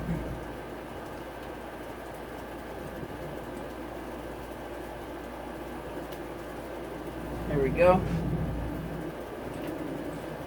Main crank gear time. Let me wipe this up a little bit, make it nice and clean.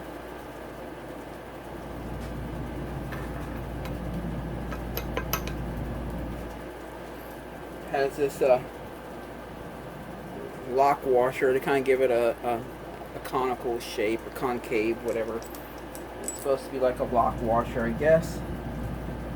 But that's okay, because we'll be using some thread locker. They did too. You can see the yellow stuff, but we're going to be using some red thread locker here. And let me spray this brake cleaner. Get that nice and cleaned up.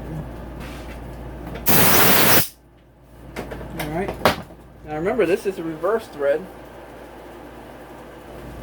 So it is lefty tighty. Okay, same thing here, just like on the flywheel. If you're not familiar with your impact, you might want to slide the clutch basket on right here. Put a slab of aluminum right in there. You know, let me show you what I mean. Some people use a penny. You can use a piece of aluminum, stick it in there, or whatever, you know. But I know my impact pretty well. I'm familiar with it, so here we go.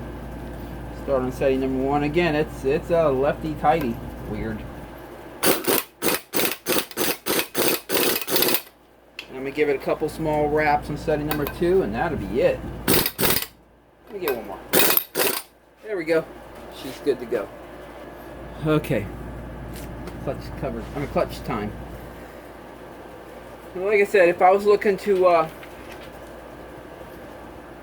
use a torque wrench on that, I would just slide this on here. Remember, I just put these, by the way, I was sitting here talking. I have the bearing on there with the sleeve. And before I slide that on, here we go. Make sure that this looks okay, because this can get pulled out and then that could get dropped, whatever. Make sure all this stuff is in order. Everything's looking good.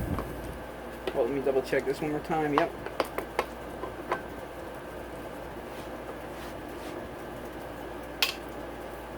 I'll pull the timing chain out of that hole so I can spin the motor a little bit by hand without it getting kinked up.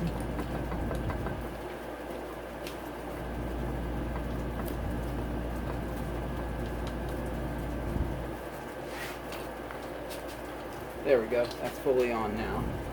Bring it back up the top dead center. Alright. See, this is where I would take that piece of aluminum or a penny. I've heard of people use a penny and cram it in the gear here. And then you can torque it and you can set it to the torque specs in the manual. Again, I've been doing this a lot of years, so I generally know how tight I need to put them. the same impact I've been using too. I've been using that same impact for 6 years. I've got 6 years experience in that impact. Every day, all day, except Saturday and Sunday. Okay, so I put that washer in there. Can't forget that. We still have this thing right, these two things right there. Can't forget them.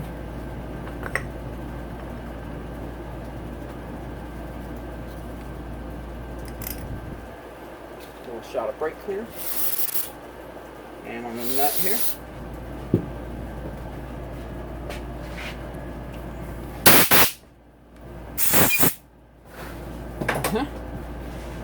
Alright. Red locker, again, the red stuff. I know it's got a locking tab on it, and you really don't need to, and they don't even use it from the factory. I can see that. But I do, because I don't want to have to rely on that locking tab. I've seen them come loose before, and that locking tab was the only thing holding it on. And that's okay, it did its job. But, you know, at that point, this could move around a little bit, wiggle around there. I really guarantee it's going to be good with the thread locker. Okay, setting number one, I'm going to hold the crank here, the rod, so the whole thing doesn't spin. Oh, wait, I got to hold it down here. What are you talking about? Okay, now I'm going to put it on setting number two, give it a couple quick wraps. That should be good. Okay, now we have to bend these back over. Using channel locks for this.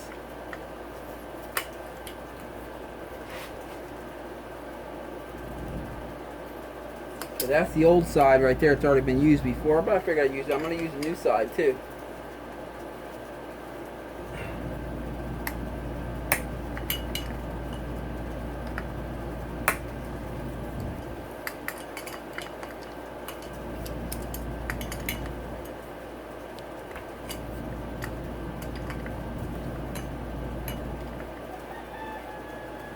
There we go. She is locked in good. You want to verify that this spins freely after you bolt that down, and that this spins freely like that. Everything's doing good, so we're good there. Slide this thing down up in there, and then we have this with that little washer on the end there. Remember that? And I'm going to stick my hand down back here. This piece right here, the clutch cable, the clutch actuator lever. I want to make sure that it's capable. You see when I move the lever, it went too far there. See how I've moved this in and out? So that's good. We have that right. Now it's time to put the clutches on. Put the clutches on back in the same arrangement they came off. Of course, I'm going to verify that they had it right from the factory. It looks like they did. That's the rounded end right there, less likely to catch your finger. That's the sharp end. What they do is they stamp these things, and it leaves these rounded. You're supposed to put the rounded end towards the motor. And you can see they had it like that. You see them marks right there? That's that metal ring right here in the middle, the one that kept wanting to fall off. So that's where they did it from the factory. We're just going to put it back on the way they did it from the factory. But when you put new clutch plates in, make sure you do that. Make sure you put the rounded end towards the motor. It'll make for smoother engagement when you're letting the clutch out. Less likely to grab in here when you're letting your clutch out and it's under power. You get a stronger feeling clutch that way too. And you don't know how many people either don't know that, don't pay attention to that, or whatever. I go to change clutches for people all the time, and I find these steel plates all kind of which just, you know, not in there right. And it's okay. I mean, it's going to work okay. Your clutch is going to work okay. But if you want a better feeling clutch, like the factory, put the round end towards the center of the motor.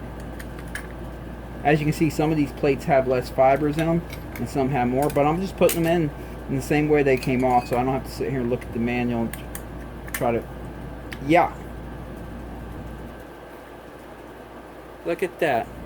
One broken tab. Bummer. Bummer, bummer, bummer. We're going to have to order a clutch plate for it. Huh. Oh, that's okay. I'm going to put it together like this for now and get it back in the bike, get it running. I will get a clutch plate ordered up. Luckily, it's just that outer cover, clutch cover. I can pull it off, pull this apart real quick and change that out before he picks the bike up. So I'll get one ordered up. It'll probably be in before the weekend. He'll have this bike back by the weekend. But the video will continue on. But we now know we need a clutch plate for it. All right, of course, make sure you have that in there. You want to make sure that you can put this on where it's pressing all the clutch plates fully seated, so that's good. You don't need any thread locker for these because the springs act as a thread locker. I've never seen these come loose as long as they're torqued down halfway decent.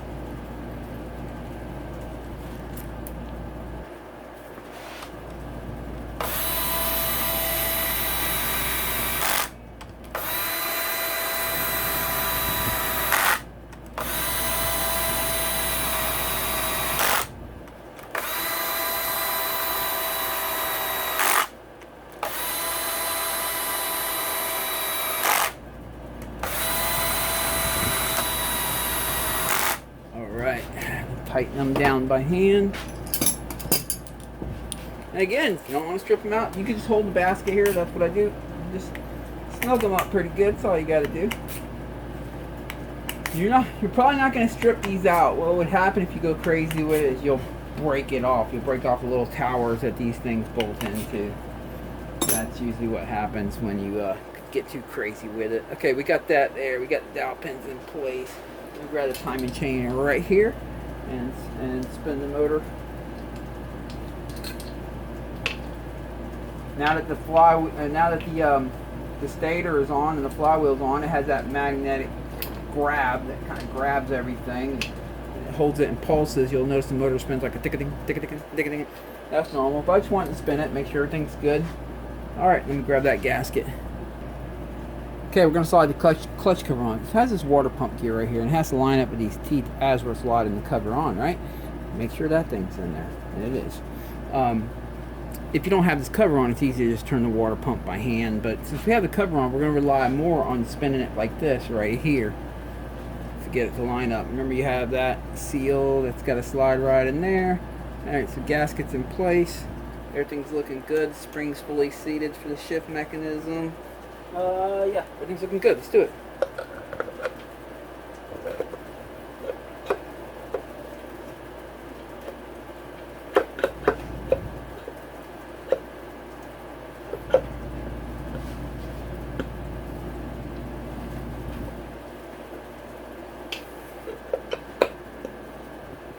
Oh, the gasket jumped out of its seat here. Let's try this again. Let's give the gasket a little bit of a bend.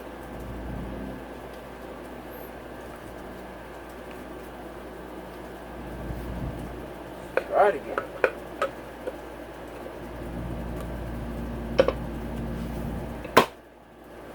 Now you have to wiggle this. The gear's perfectly lined up for the water pump, so that's good. She's in place. Okay. Got my hair in there.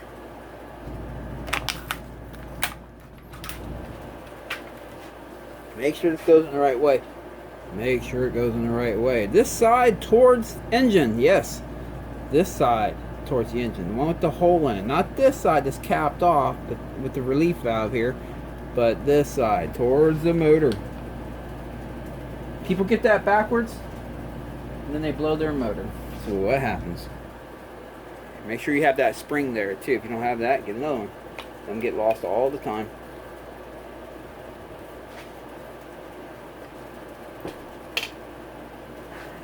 Get back up there. Go. Okay.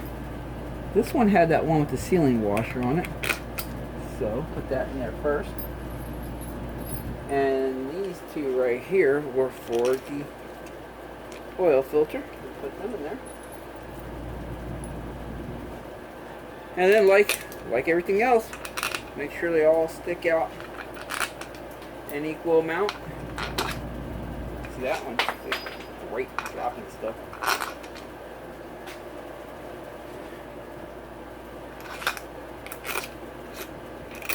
There we go. That one's not far enough. That one probably goes here. Yep.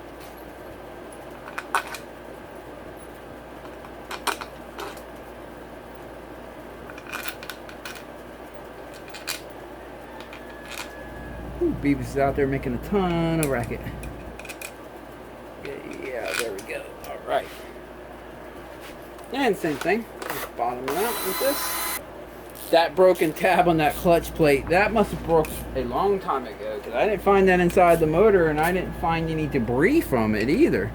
So that's had to have been broken for a long time. Well, who knows? Maybe it came from the factory like that. You know, I've seen stranger things. But that's okay. We'll get one ordered up.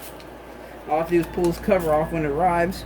Lay the bike on its side so I don't lose any motor oil. Pull the cover off, and I could probably swap it out in 12 minutes tops. Alright. Okay, I want to verify the motor spins freely. Now that we have the cover on here, I want to make sure nothing's binded up. These could be a pain in the butt because that stator has got a magnetic pull to it. So I'm using the chain here to suspend it, letting the rod rest on the front side of the motor. Get one full rotation out of it, which I did, so we are good. Alright, earlier off camera I did spray some WD-40 in here and rinsed all that out, or should I say dumped it all out. But now I'm going to take a little bit of engine oil and just throw it right on top of the rod, try to the rod bearing, the lower rod bearing on both sides, and just kind of work it up in the crack there. Just give it a little bit of lube for initial startup. That's all we're looking to do here. Like I said, it's the same oil that the motor's going to run with, so I'm going to put a little bit on the upper bearing race here. We're about to put the piston on it. Here we go. Alright, let's pull this new piston back out of the box and go ahead and get the rings and stuff on it. Where's my razor? It's funny, they put one circlip with the wrist pin right here and the other circlip in its own little baggie. I think what they're hinting here is put one circlip on the piston first before you put the piston on the crank. That's how most mechanics do it. You should do it at least.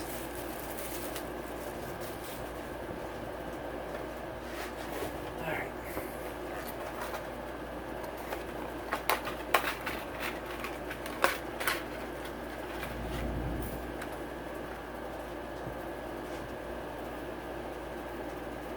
Piston rings.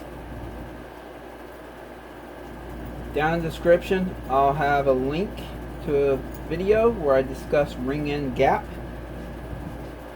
For the guys that are wondering why I'm not checking ring end gap and grinding the piston rings and all, I fully explain why that is not necessary on these nickel plated dirt bikes when you're running a stock nickel plated cylinder, and especially OEM pistons. It's not necessary. Trust me, in Japan, when they're making your motor, they're not checking your ring end gaps. I promise you. They're assembling these things. The machining's so accurate nowadays. But there's a whole video discussing that. So if you disagree, before you comment, I would just at least suggest watching that video first. Now what I did, doing this, not even telling you what I'm doing. I put the ring expander in first with the gap for the ring expander on one side or the other of the piston. And then the one oil ring with the gap on one side, either front or back, and the other one on the other side, either front and back. So you want to stagger everything. That's the point here. And then so we have the top gap right there for the oil ring. So I'll put the gap for the compression ring on this side. Now these rings are funny. They got this little. Can you see that right there? That little lip right there. Yeah, let me see if I can get you better on camera here. See that? So there's definitely a top and a bottom on this thing, and you have to make sure you get it right. What I do is I just look in the piston here, and because they don't really put a mark on the ring letting you know, but you'll know if you get it wrong because you won't be able to push that piston ring all the way, the compression ring all the way into its seat. You won't be able to do that. You won't be able to push it all the way in if it's not right. So okay, got a gap here and a gap here, gap there on the other side, and the last gap right here at the bottom. So we're good there. Of course, I'll double check it again before we slide the cylinder on. I'm going to take this wrist pin right here, slide it in, and get one circlip in now.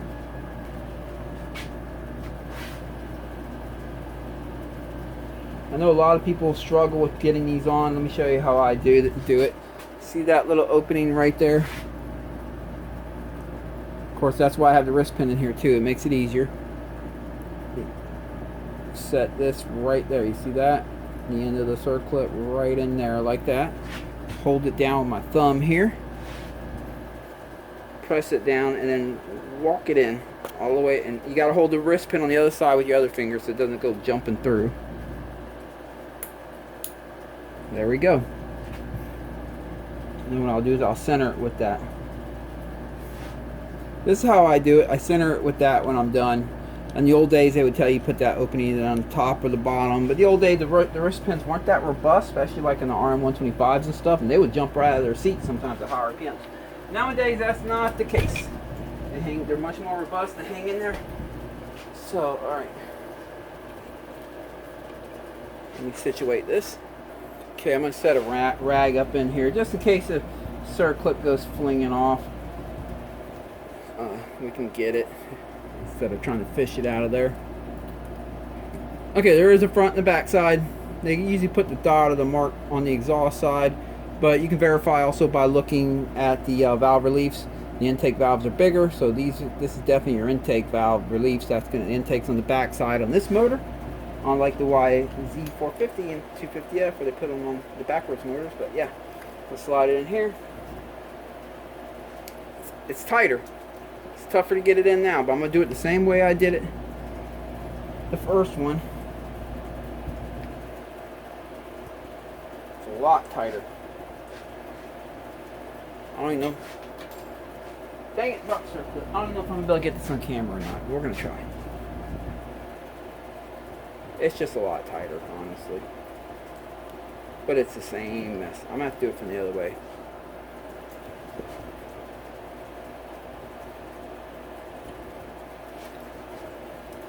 Yeah, let's do it like this.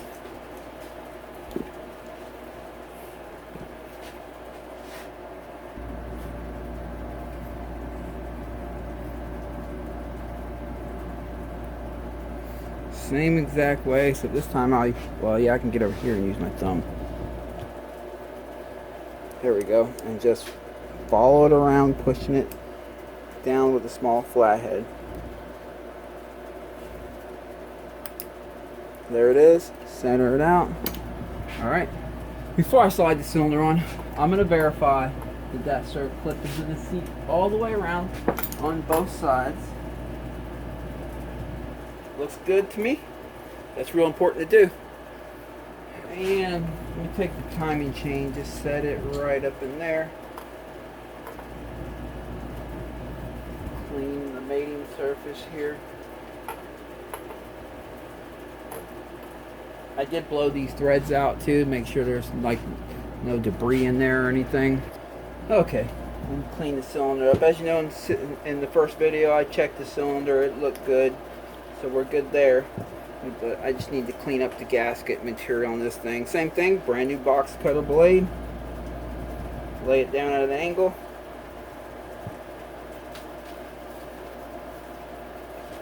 Not looking to make the surface look brand new and clean, like you're always going to see them two lines going right around there. That's just where the gasket's been pressing on the aluminum. That's going to stick around, don't worry, that's fine. It's going to seal. You don't want to try to make it look brand new by using sandpaper on it, or SOS or anything that might scratch the surface. I mean, SOS might not be too bad. Scotch Brite, I should say, pad might not be too bad, but I still just all you need is a flat blade razor. You're just looking to remove the old gasket material, not trying to make it look brand new.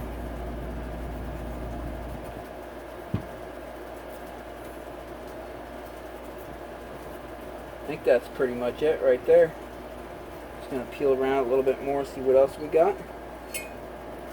Okay, dowel pins.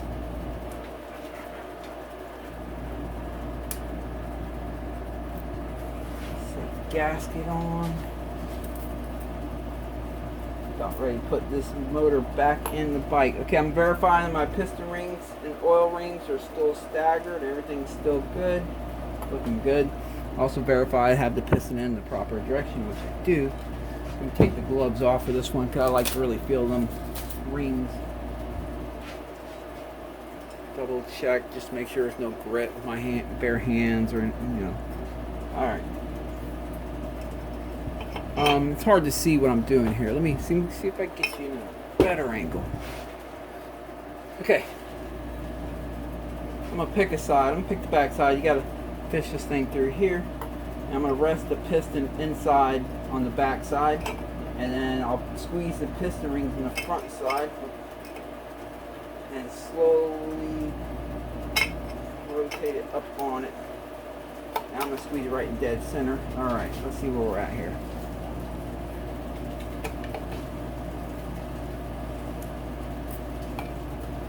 Gotta make sure that sucker stays in place. There we go.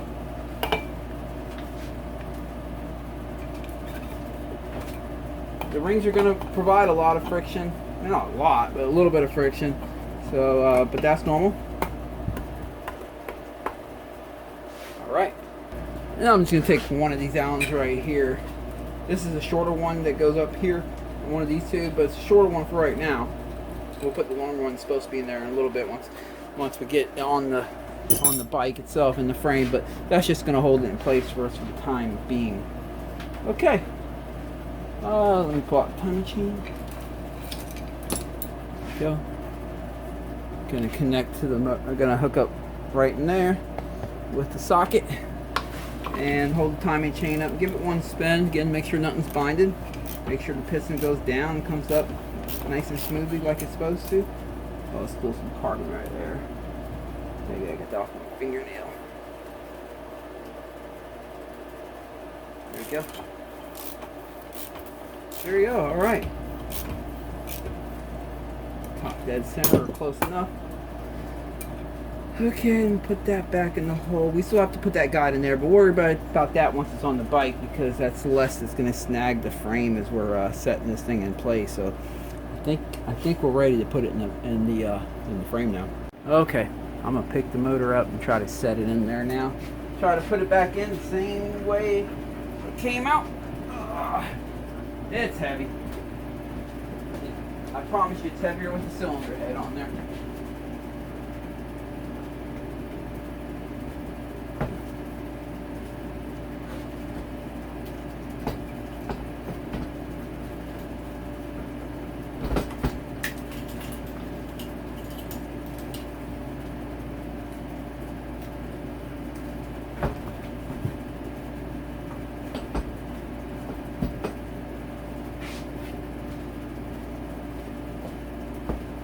Well, she's in place. I like to get this motor mounted in there first. I'm going to wiggle the motor around.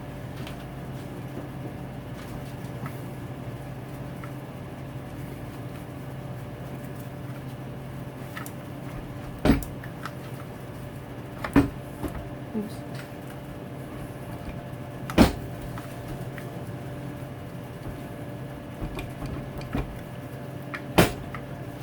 Holy cow.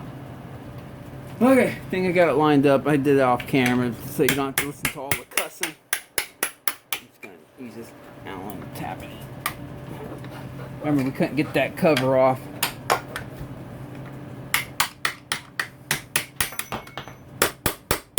Yep, get caught up on the other side of each other. There we go, that's in. Now we can knock this in. The reason I like getting that one in first is because it makes it easier to line this up. All I have to do is just swivel the motor up and down like that so I find the sweet spot. Oh, check this. Let me get some more lube on it.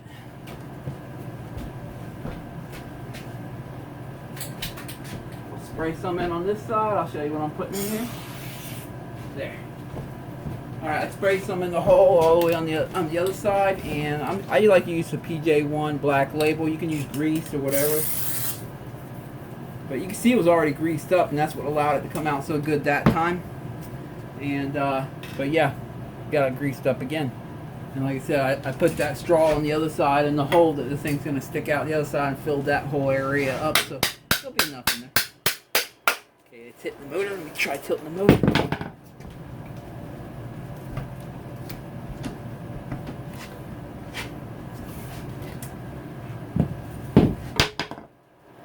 There we go. I'll use this little pry bar here. Now it's going through.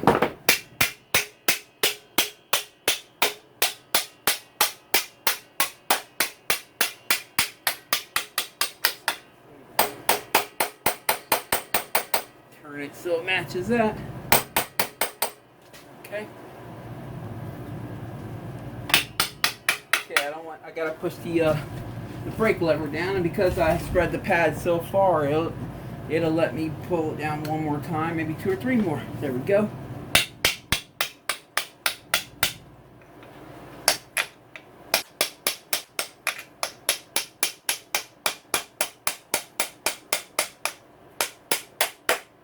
Okay, before I forget, prime this brake. There we go. Okay, I'm pretty sure most people know how to put the rest of the motor mounts in, the front ones up there, and tighten up the swing arm pivot and all that. So I'm going to do that off camera, save time. I'll be right back. Okay, might as well go ahead and get these electrical wires ran back up there. Back up there with the little reusable zip ties holding it in place. I'm putting that hose back in, but one other minor correction here. Let me get this out of the way for a second. That doesn't hold that gear selection sensor wire there. It holds this hose here.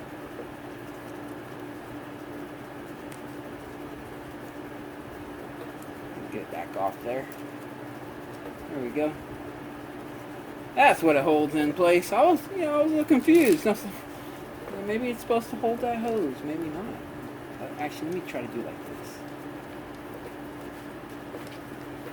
Again, it can be tedious, but I definitely try to take my time and put everything back the way it came off and apart. There you go. Yeah, that's being held on right there, right here, right there. And this goes over the throttle body. Ah, that's right. It went in between the wires. Remember that? Okay, front sprocket time. These are always fun to line up with the chain on there too, but you can do it. Take your time. There it is.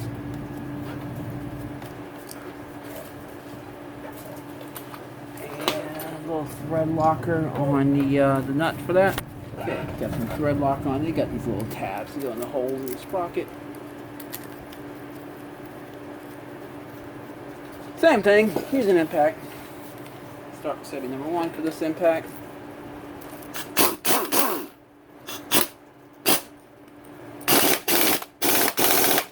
Give it a couple small wraps of setting number 2. There we go. And lock it down. Let's find a good angle here. This thing's been used a few times, so we'll do it right here.